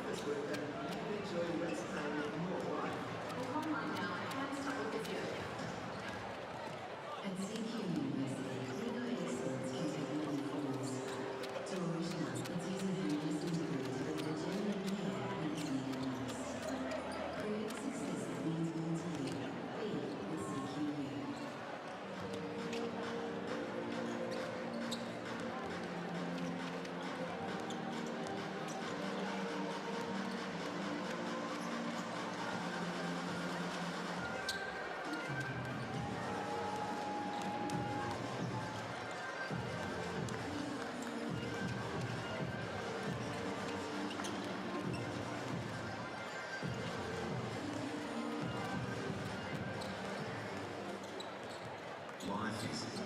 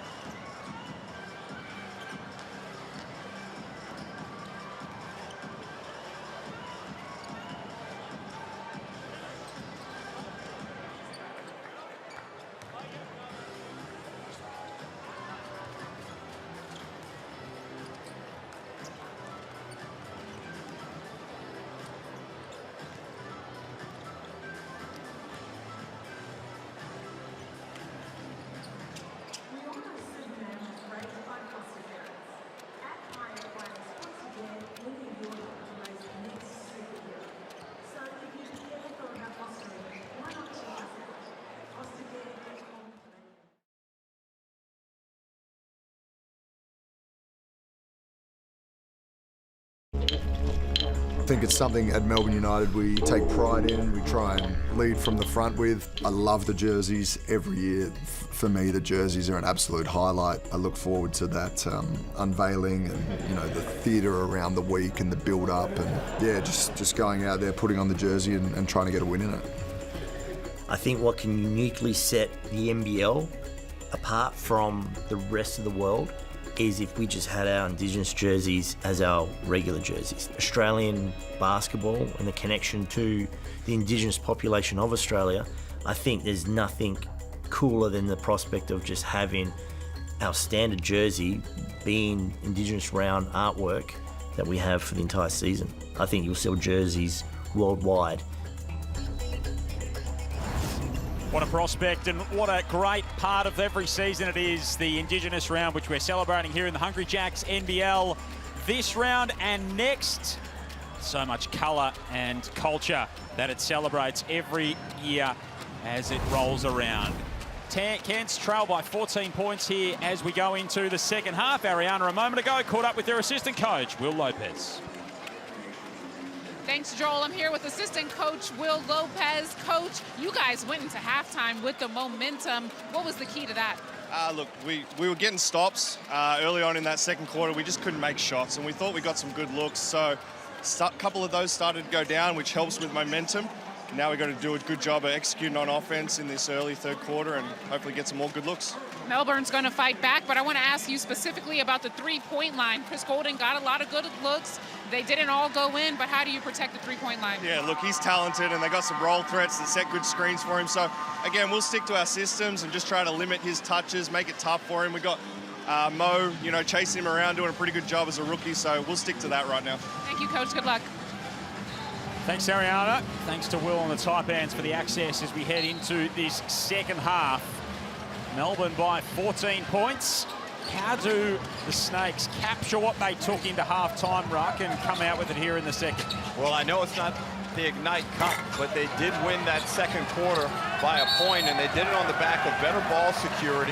They knocked down 4 threes, I believe, Pete, and the defense was much better. They reduced Melbourne United to 17 points. Well, that was in and out. But they're going to get it back because Jesse Edwards got the offensive rebound. They've done a good job to keep him off the glass. Normally always crashing the glass, but it was the jump ball, and Cairns get a chance here to eat into this even more. Scored 11 of the last 14 in the first half, did the Taipans.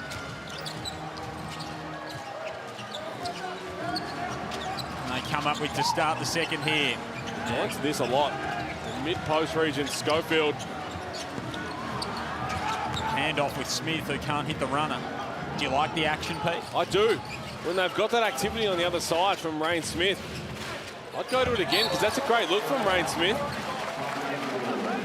Yeah, they set him up perfectly. I didn't like the type of shot he put up, though. I thought that should have been a little floater or maybe even a pull-up jump shot. I think he got caught in between and was indecisive about how to actually shoot the basketball. The key with it from Schofield is to make sure he's aggressive too, because if he's just looking to pass, then he's a bit of a passenger and the rest of the defense can play around it. Mag rises up, can't hit. Mag's 0 of 5 in this one.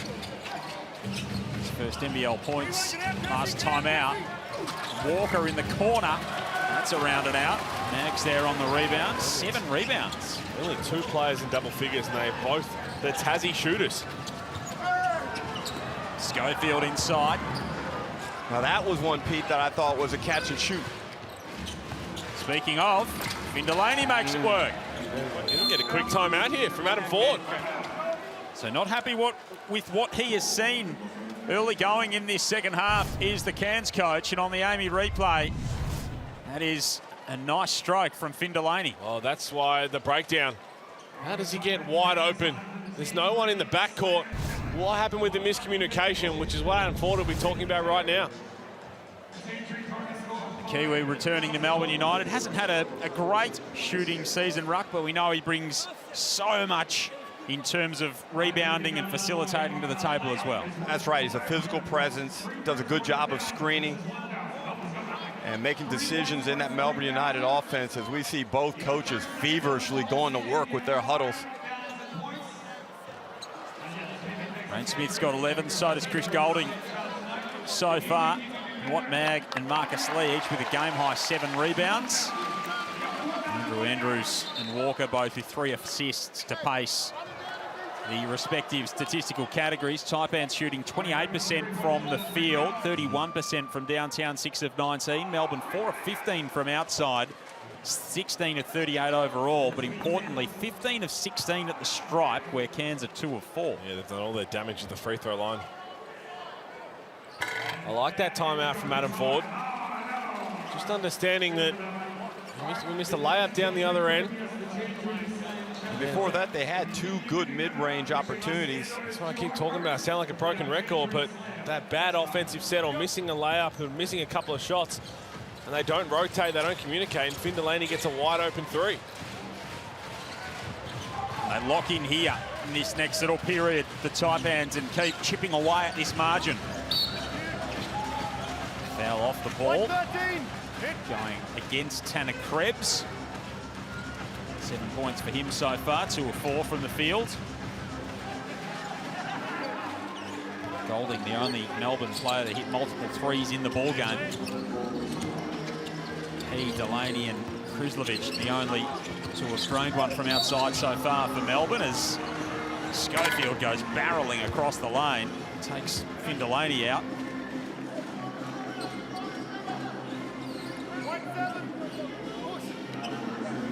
Delaney's called for the foul.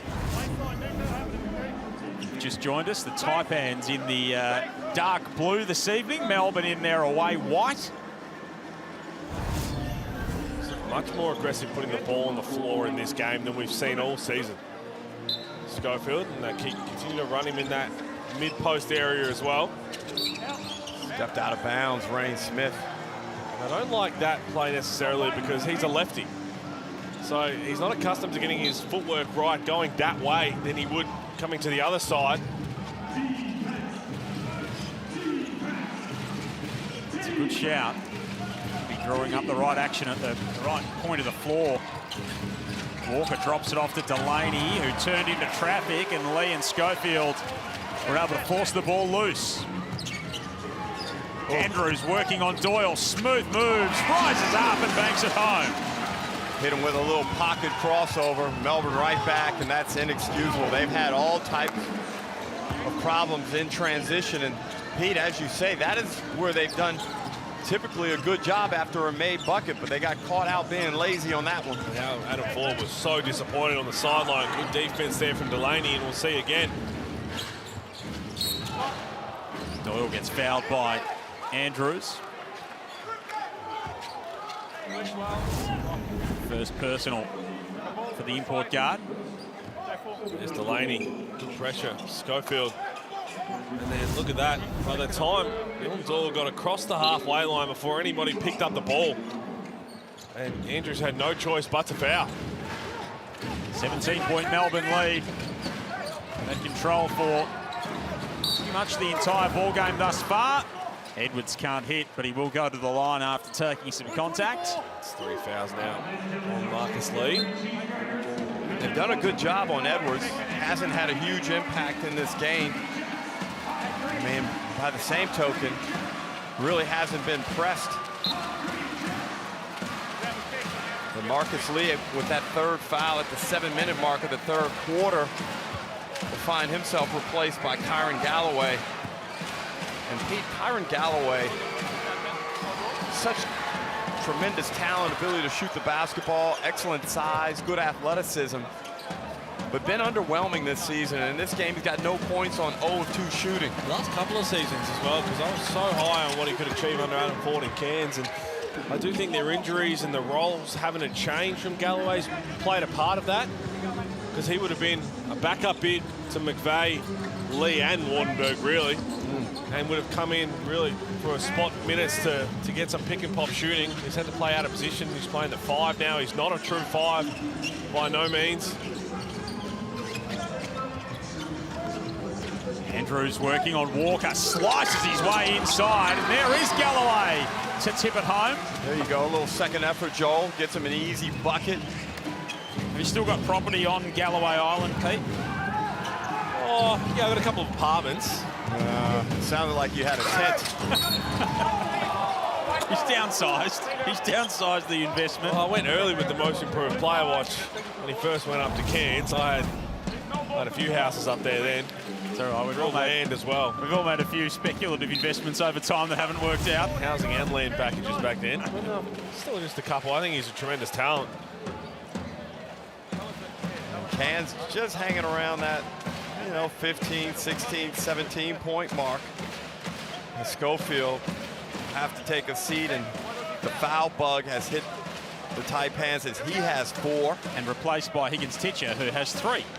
Well, Schofield is the one doing a lot of the damage with playmaking opportunities.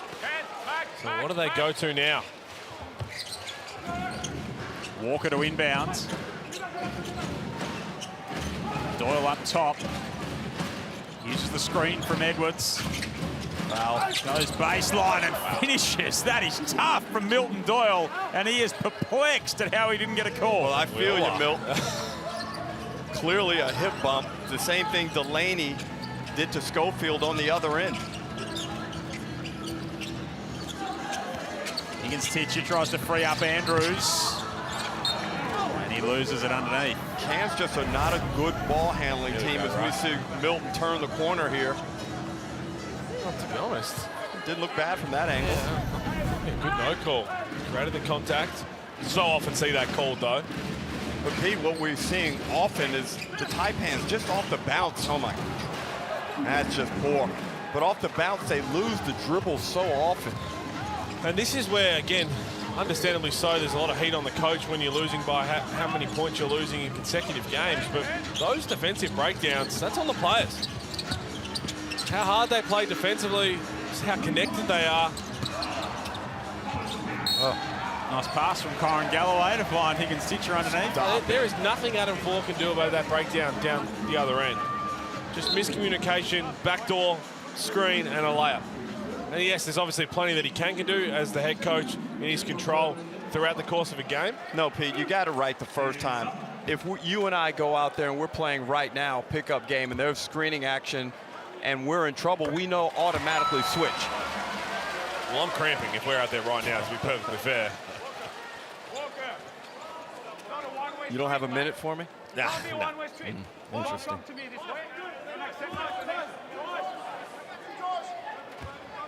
Alex Higgins-Titcher at the free throw line. Nails his first 2 points of the evening, both coming at the stripe, 0 of 3 from the field, averaging just 6 a game. His minutes rise in the last few. Finding his feet in this season as Jesse Edwards puts the moves on inside. Good use of the pivot foot on that one. Showing he's got a little bit of craft to go with the brute force that we've seen mark his game so far this season. Andrews is fouled by Bowen. Halfway through this third quarter. This is where Dean Vickerman would want to see his team show a high degree of professionalism and continue to execute as if this is a meaningful playoff game. And that's when you really set a standard that is sustainable over the course of the season. Smith, Mag, Higgins-Titcher, Galloway and Andrews out there for Cairns. They're going under. They continuously go under. Walker, Krebs, Bowen, Krislovic and Doyle out there for Melbourne. 2 more for United. Lead out to a game-high 23. Well, I predicted a 27-point win. That's in danger. Mag from outside strokes it. There from Mag. Taipan 7 of 22 now from the 3.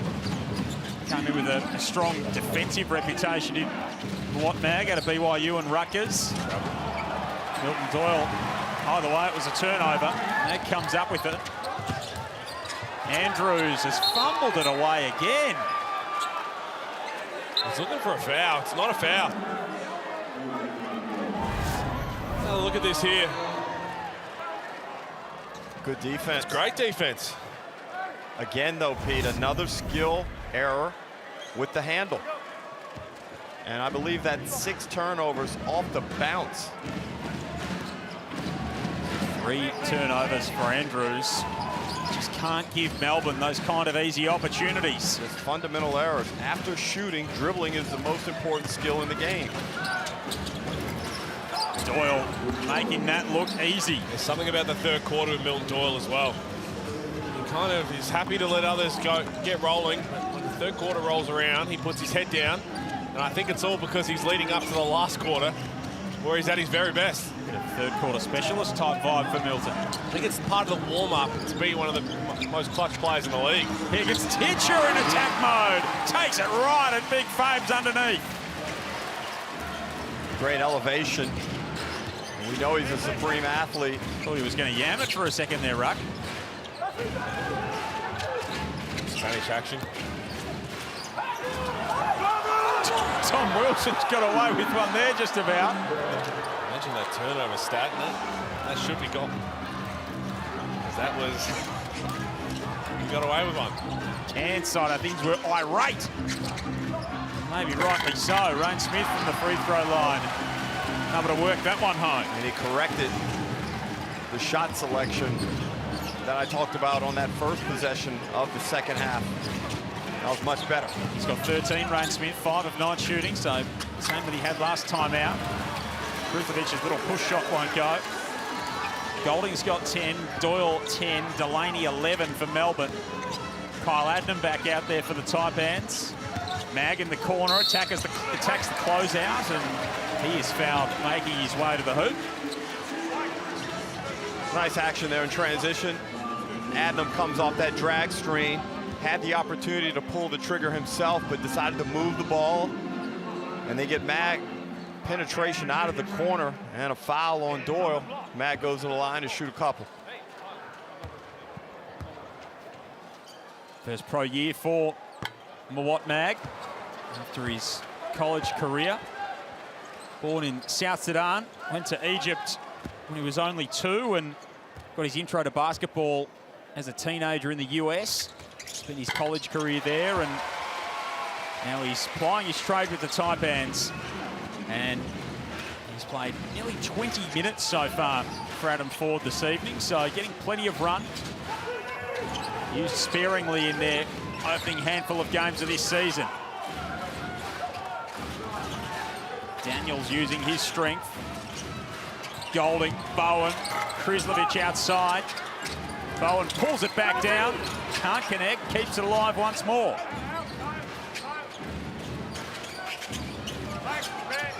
Give it to Kyle Bowen again. Have another go, big fella. Not this time, but he was fouled. Kyle Bowen being a real menace. He's got 4 points, a couple of rebounds, but his activity is giving the Taipans a big challenge as this second group of United tries to build on this lead. He's just one of those trust guys for Dean Vickerman, which is incredible at such a young part of his professional career. He's not going to do anything flashy. He's going to hang around offensive rebounds, little dump-offs. He's going to be very solid defensively, and he's very vocal. It's exactly the type of backup four-man that Dean Vickerman always has. And you know, Pete, he's played in a lot of big games over the past 2 seasons. A lot of learnings early on in his career. You see the Taipans being very deflated because take out that first quarter and it hasn't blown out to 30 or 40. They find themselves in a hole too early, too often, and teams are just too good. Yeah. Especially this one. Melbourne by 21. 2 minutes remaining here in this third term. Barker trying to make something happen on offense for the Taipans. Adnam comes curling up to the top of the three-point line. Driving on Wilson, dumps it off to Lee underneath. He left the hook shot a little short.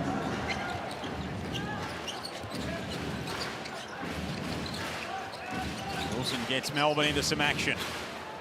Minute and a half remaining in this third period. Melbourne trying to stay undefeated in the young portion of this season as Daniels inside makes it an equal game high 23 once more. He's got a good sense of how to score the ball once he gets into the lane. Good week for the Daniels family. You think? Dyson inking a contract. What do you reckon younger brother's asking for? as Higgins Titcher fails a 3. 5% Joel, 5% Pete. Oh, boy. Well, was he going to have to pay back with interest when he gets his own? In theory. Well, he's still not 18, so I don't think a car's any value to him at this stage. As Bowen drives to the hoop, he's fouled. Oh, a new set of golf clubs. They both fancy themselves with golf clubs. Yeah,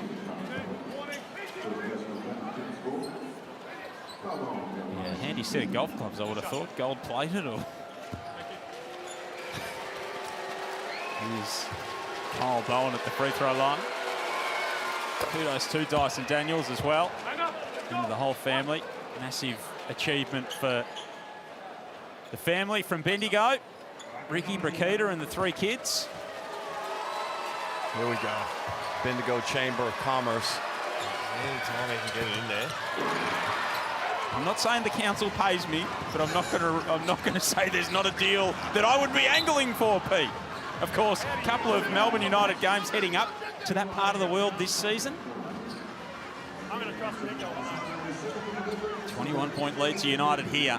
37 seconds remaining in this third term. Kyle, that's a challenge. Timeout. We're going to challenge here from Dean Vickman, and that's a delay of the game for your shoelace. So there's a delay of game, and I tell you what. We have a coach challenge. So I think we've got the delay of game. I think the shoelace might have been on purpose to give them enough time to try and challenge this. I think that might have been an on purpose. You know what? Something slightly underhanded here, Pete. Let me just see if I can just waste a bit of time. We've seen certain tactics about this.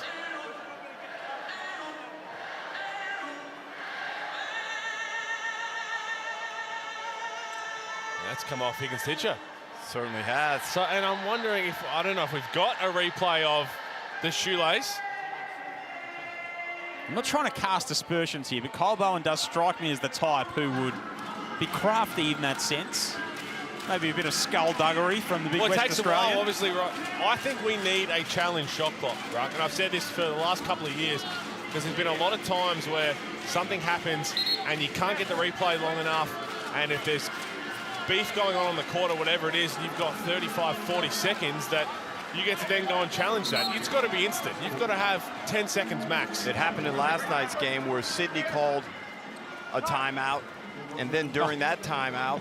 That's about a quarter long, the time it took to make that decision. Josh King was able to call another timeout and go to the challenge, and Dean Vickerman letting Nico Fernandez know about his thoughts on why he even had to go to the challenge. We've got to replay if you heard the explanation there. I kind of like it. I think it's fair play.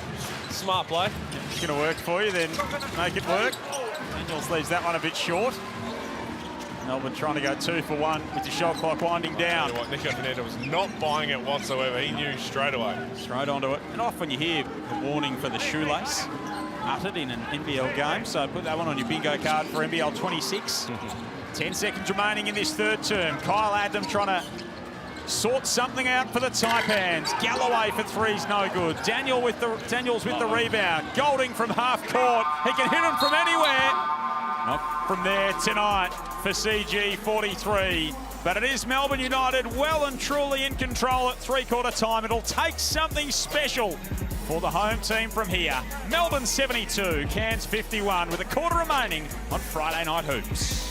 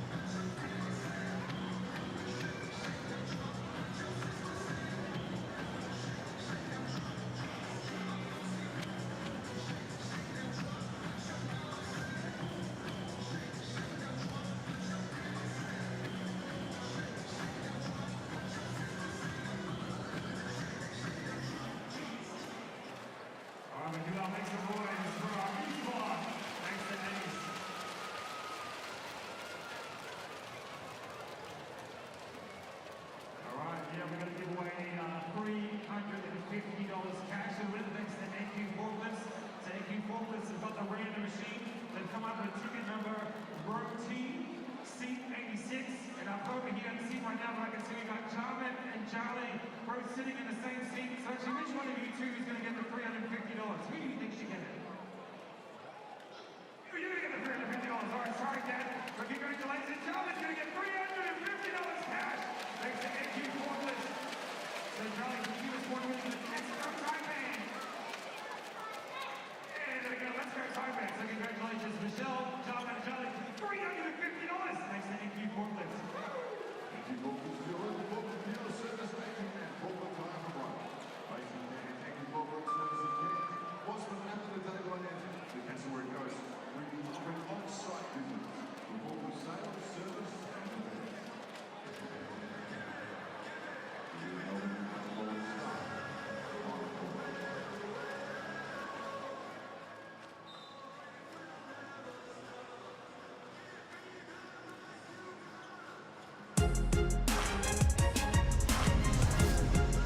Welcome back. It is now or never for the Taipans. It's time for the fourth quarter. I have a question for you guys. Derek, what is a good number that the Taipans can cut it to and leave with a little bit of dignity? Is it 15? Is it 10? If you're a Taipan, what number are you happy with if you don't win the game, but you end up losing by this number? Oh, Ariana, you're trying to appeal to my compassion, and I have none. I have none. But to answer your question, and I want Pete's answer as well, as Walker finishes with a floater, I'm saying anything under 13, Pete. Single digits, to be honest. I mean, I think they're sick of honourable losses. Adam Forties were here in the press conference. So again, I know they got blown out in the first quarter and they've kind of hung tough. They've thrown a couple of punches. But just to kind of put a streak together of more than just 3 to 4 minutes. All right, I'm interested in what Ariana's answer to that question is. Ariana, your question posed to yourself, what do you think the number is that they can leave with their heads held high tonight? Mine is 15. You know, you have fans out there like Derek that think, 27, they were going to lose by 27 or 30 plus. A lot of people thought they were going to get blown out. So I think if they can lose by 15 or under, some dignity and some pride is still there. Well, I'm pretty sure I was checking the other day, too, the biggest fourth quarter comebacks from last season. And if my memory serves me correctly, it was 14 by the Perth Wildcats in that incredible comeback game. Hey, look, Pete, you know what Ariana's doing. She's flexing on that Bullets comeback yesterday. I was saying fourth quarter comeback, but yeah, 24, that was an outstanding comeback. I'd be flexing that too. You called me when they're down 24 and said, what's going on? And I said, just have faith. Just have faith. Casey is here. That was an incredible comeback. Is that a conversation that took place? You can say no. No, it isn't. I was going to say there was a little bit of Felix von Hoff. You were saying off air about that, which you fell victim to earlier tonight for the first time, Ruck. It's not a nice feeling, that, is it? No, it is not. 77-54. Friday night hoops in the Hungry Jacks NBL. Massive weekend coming your way as well. Brisbane, Southeast Melbourne, Perth, Illawarra tomorrow. Melbourne and Adelaide on Sunday before Sydney takes on Tassie to close out round 6, Indigenous round in the Hungry Jacks NBL as Andrews drives to the hoop. Basket is waved away, but he will shoot a couple. It's a great move, but just watching the defensive activity of Tyson Walker. His hands, the way he continues to move back and forth. Well, Pete, when you look at the team defense, he had to firstly beat a very good defender in Walker to get free. And then did you see the extension on the shot block effort from Jesse Edwards? And that's why Melbourne United is going to be so hard to beat. They might take votes off each other when they have to do, the coaches and captains do the Defensive Player of the Year votes. As you look at this team, and best defensive team in the league, undefeated. Who would you give the nod to? Walker based on steals, maybe, but Edwards has been unbelievable down low. Shea Illy's got to come back into this lineup. Yeah, that's a great question. And Melbourne United, this isn't the first time we've seen a number of good defenders be on this Melbourne United team. A couple of years ago, Ariel Porty as a big man, Golding wheels off a screen and knocks down his third 3 of the game. Makes that look so easy, does Chris Golding. Dean Vickerman said that when they signed Tyson Walker, what they thought they were getting was a super high level on-ball defender. Fair to say that he is as advertised. What was on the tin is certainly what he brings to the table. Golding inside, nice speed. Edwards was ready to smack that one home, and Lee made sure that he didn't have the opportunity. That's Lee's 4th foul, and Pete, don't even sub him. Just let him play it out. That's a foul. And lucky that little extra swipe doesn't get some attention. So Melbourne United lead by 25 with 7:55 remaining, 80-55.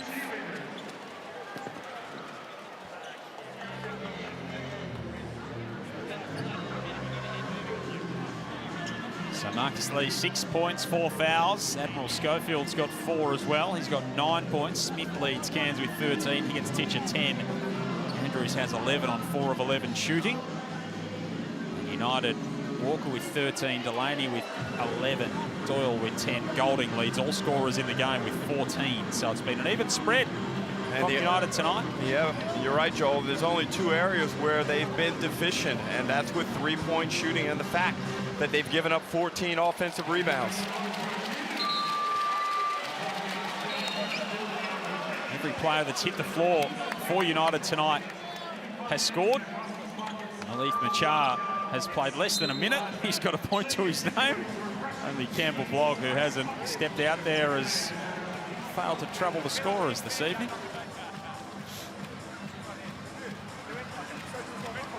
Melbourne United in control. Just over 2 minutes played here in this final term. There's our Mitsubishi Motors 3-point leaders. Bryce Cotton always out in front of this table, it feels.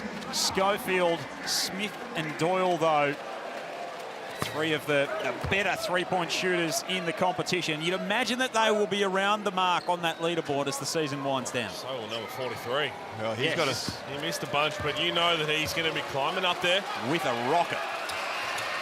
Well, Pete, he's working on a 4-a-game average, and he's got 3 already. There's nothing stopping him from blazing another 2 into that hoop from deep. Still doing it in limited minutes. Only played just less than 17 so far for his 14 points, Chris Golding. Smith, Mag, Schofield, Andrews, Lee out there for Cairns. Walker, Delaney, Edwards, Doyle and Golding for Melbourne United. Admiral Schofield, 9 points, 4 of 13 from the field. 6 of 10 from the line tonight for the Taipans after they were 12 of 13 against Perth on Wednesday. Melbourne 23 of 25, so they have not been able to keep United off the stripe. Andrews off to Lee. Working on Edwards, who almost got a piece of it. Lee's good enough to finish. Nice move there by Marcus Lee, set up with a nice pass there by Andrews. 5 assists for Drew Andrews to go with his 11 points. Jesse Edwards teeing up a triple. That was a set play.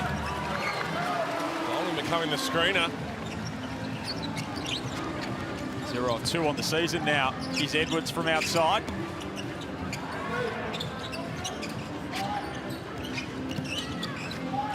Smith slightly more comfortable from that kind of distance. Gets rid of Walker, and Edwards gets rid of Wayne Smith. Holy moly, was that a block?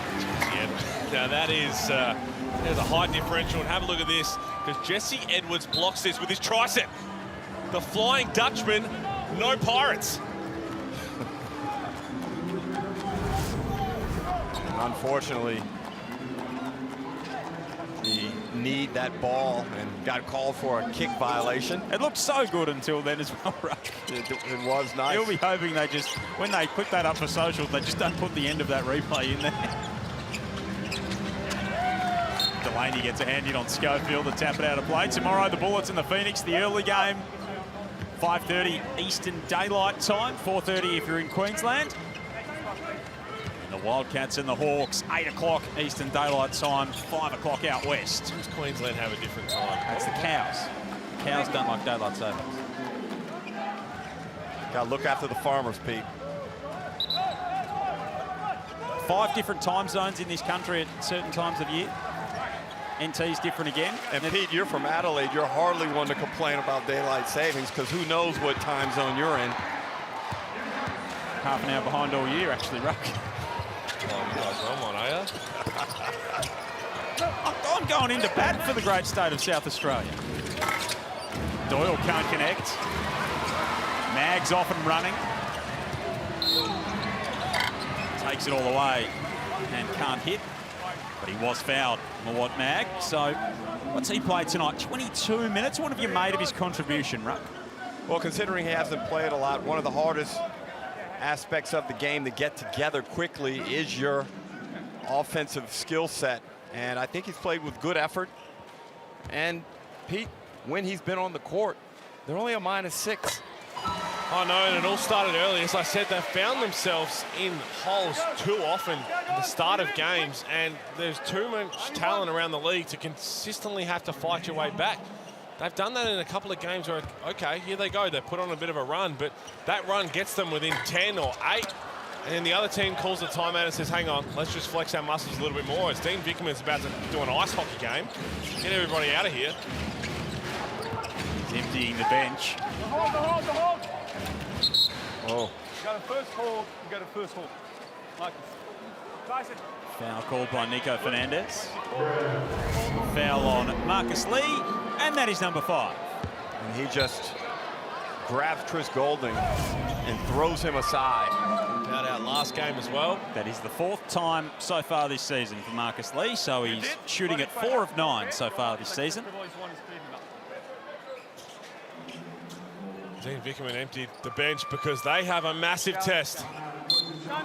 And we're going to get a coach's challenge from Adam Ford because Marcus Lee was his 5th foul. Well, let's get the red cross up right away because that We saw it coming. I'm wondering whether he's thinking was there. Pete, can you talk us into any way that this might be successful? Look, I'll do my very best for you, Derek. I thought you wanted the Red Cross to provide some sort of international aid or something. A different Red Cross. I'll do my very best. I don't know where you were going with that. Once we see the replay. So you want me to take this replay as though I'm Adam Ford? Yeah. Rationalize this into green successful. Might be hard based on the replay we initially saw. 6:16 remaining, 82-58. Coach's challenge from Adam Ford is coming right up, and we're going to get the eternal optimist view from our own Pete Hawley here. Okay, well, have a look here. So ignore this first foul from Andrew Andrews who was hugging Chris Golding, but Chris Golding then puts his arm bar into Marcus Lee, who throws. Ignore the Marcus Lee throw out of the way as well. So if you ignore the 2 fouls on my players, then that forearm in the chest from Chris Golding is what we. I think I see an offensive foul. Is that what you're saying? I am shocked. Okay. I am shocked that was a red X. Well, I think it was just a throw at the stumps. It's that time of year. Adam Ford was ready to unleash one, and Marcus Lee does take a seat for the rest of the evening.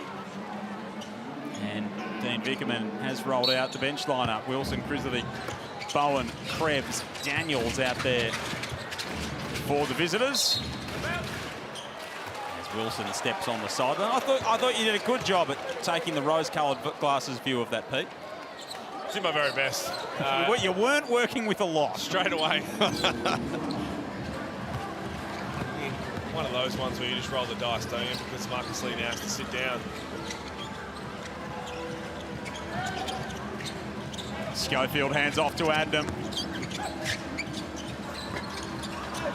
And can't get that to go. Krizovic pulls down the rebound. 42-35, the rebounding count tonight. There you go, 39-32 the way of Melbourne. Daniels, quick first step. Just couldn't finish at the rim. Next again has done some nice things. Schofield and Adnam can't connect. And there's 8 turnovers combined for their 2 import wings. Great deal of connection after the play either between the Taipans at the moment. Nice pass. That was a beautiful pass from Krebs to find Krizovic going to the hoop.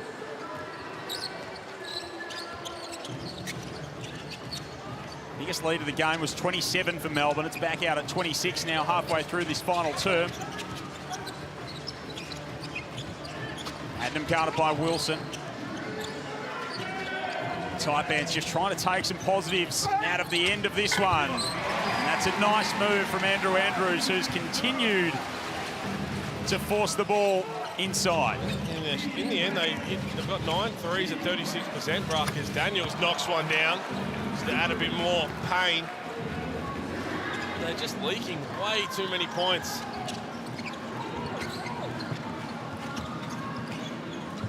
Out to 27. Galloway no good.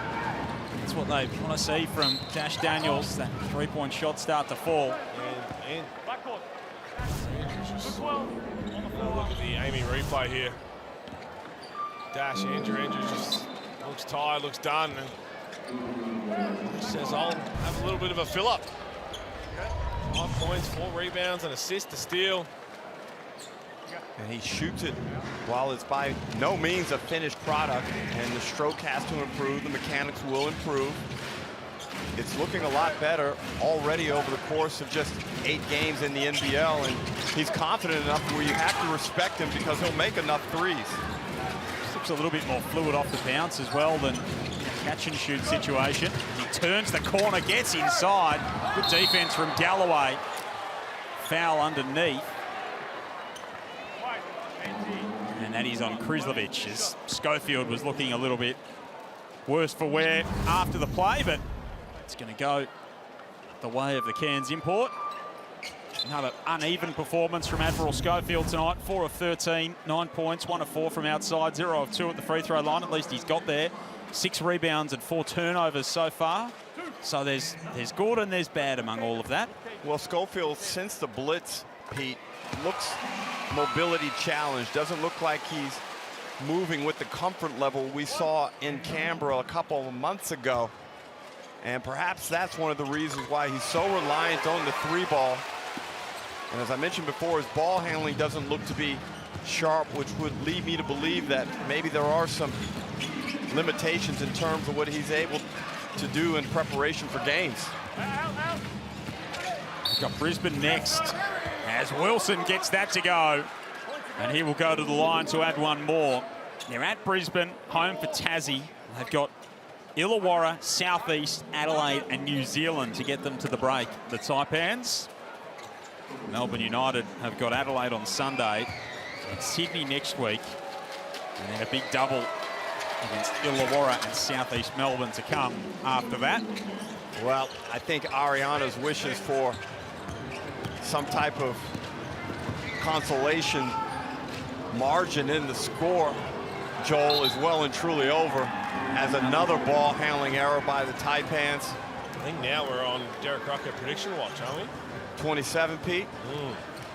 Thanks for highlighting that to our international viewers. Right in the ball game, Ruck. Thank you. Got him. Bowen. Log trying to hang and hit. His first minutes of the evening, the only Melbourne player not to score this evening. I think they'll get him a bucket. I have a feeling one's not too far away. Daniels just bullies Barker out of the way, and he's called for the offensive foul.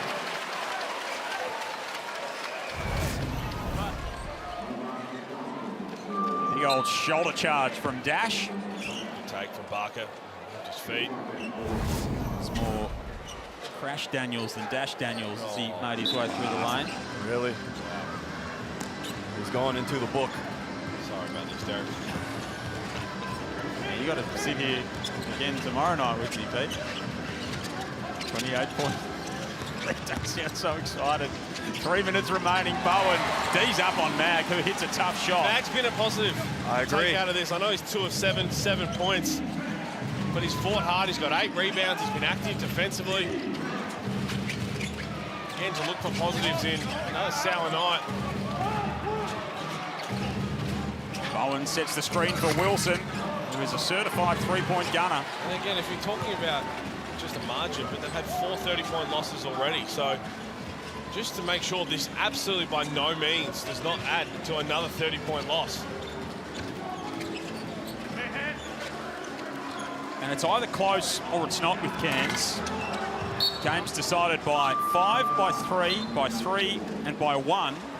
And then by 37, 31, 35, and 32. And as I said, breaking down Liam Santa Maria in the office on Monday, we did see a considerable three-point shooting shift with a lot of the blowouts we've been seeing. And you can break it down and be like, okay, if that team shoots 40%, the other team shoots less than 30, there's a real big blowout potential. But in this game, it's an anomaly because of what we're seeing defensively from the Taipans. The Taipans have shot better from the 3 percent-wise than Melbourne United, and they find themselves down to 26. It's 32% to lead the way tonight. Neither team has stroked it particularly efficiently. Smith can't keep that alive, and Adam Ford, not for the first time this season, just puts his head in his hands. And well, Joel, he may as well go and sit down and take some pressure off of his knees. here is Campbell Blogg. Every Melbourne player has scored. Blogg's got 2, Daniels 5, Machar 1, Wilson 5, Bowen 7, Walker 13, Delaney 11, Krebs 9, Edwards 10, Krislovich 5, Doyle 10, Golding 14. That's all your Melbourne players that have hit the floor tonight. They're the only ones that even went on the plane. Higgins Titcher underneath, swatted by Bowen. Give me that. So this United bench lineup are not lying down. They want more. With a good effort by the whole Melbourne United outfit as we just see the sloppiest of sloppy turnovers. What's going on? Char out to Daniels. It might be a 28 points right now. Quiet birthday beverage for Chris Golding after this one. What kind of man is he in terms of presents? What are you lining up to buy a CG for his 37, Pete? Is he a sort of, you know, voucher to go out for dinner type operator, or a nice bottle of red? Yeah, nice bottle of red, but that's out of my price range. He has an unbelievable collection.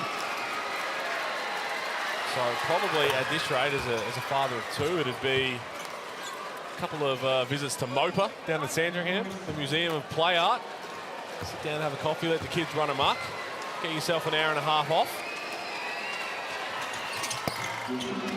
Wilson hits both at the line, and it is a 30-point margin, which is the biggest lead of the game for Melbourne.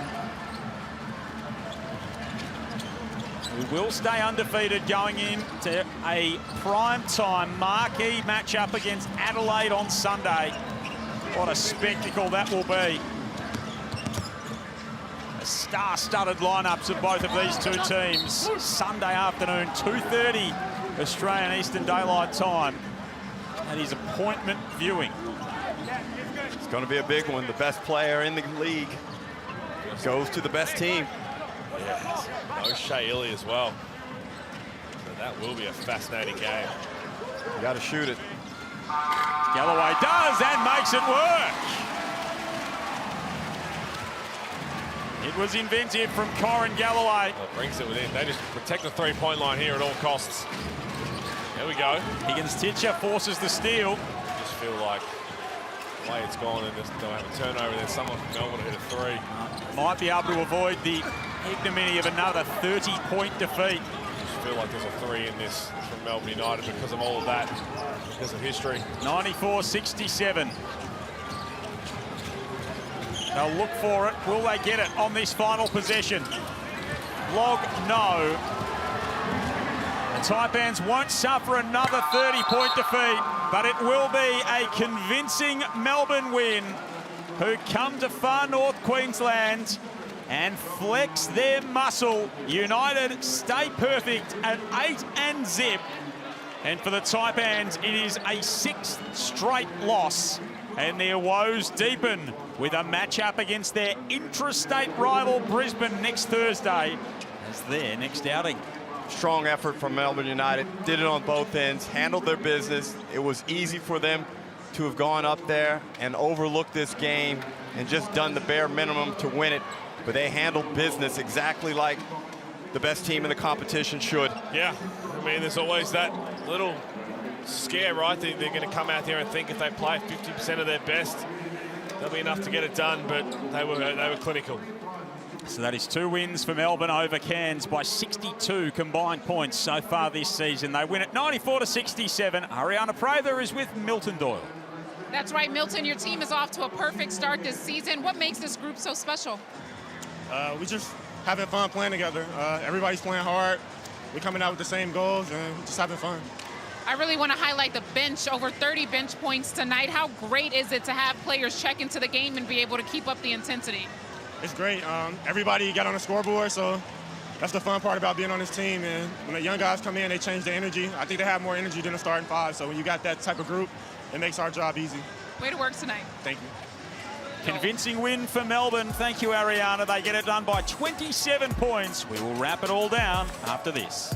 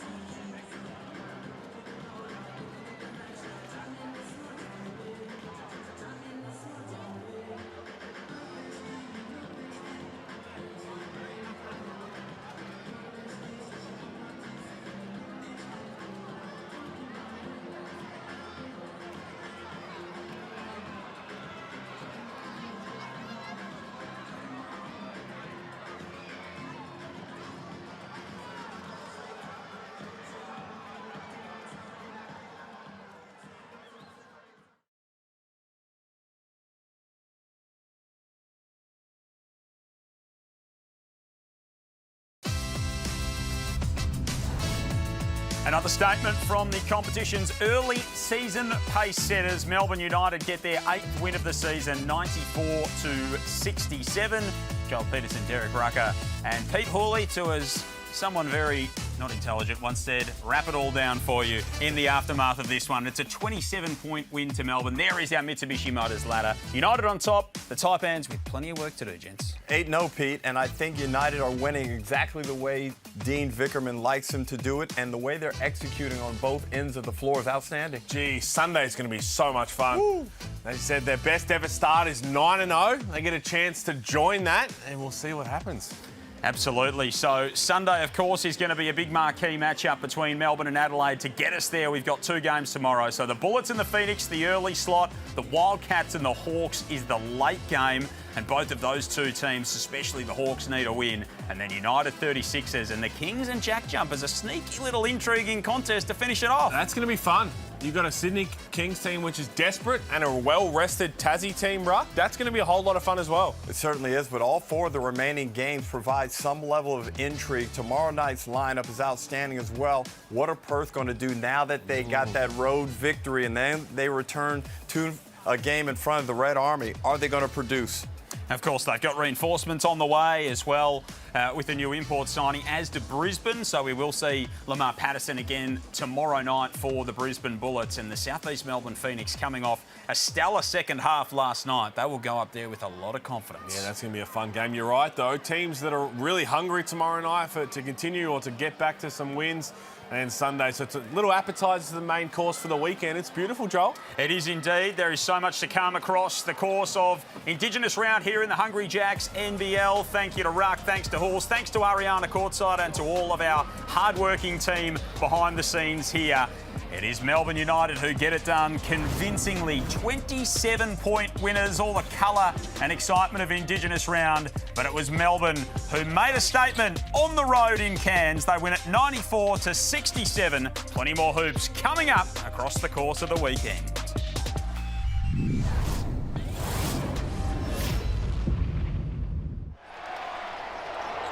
This program is brought to you by Hungry Jacks and Bunnings Warehouse.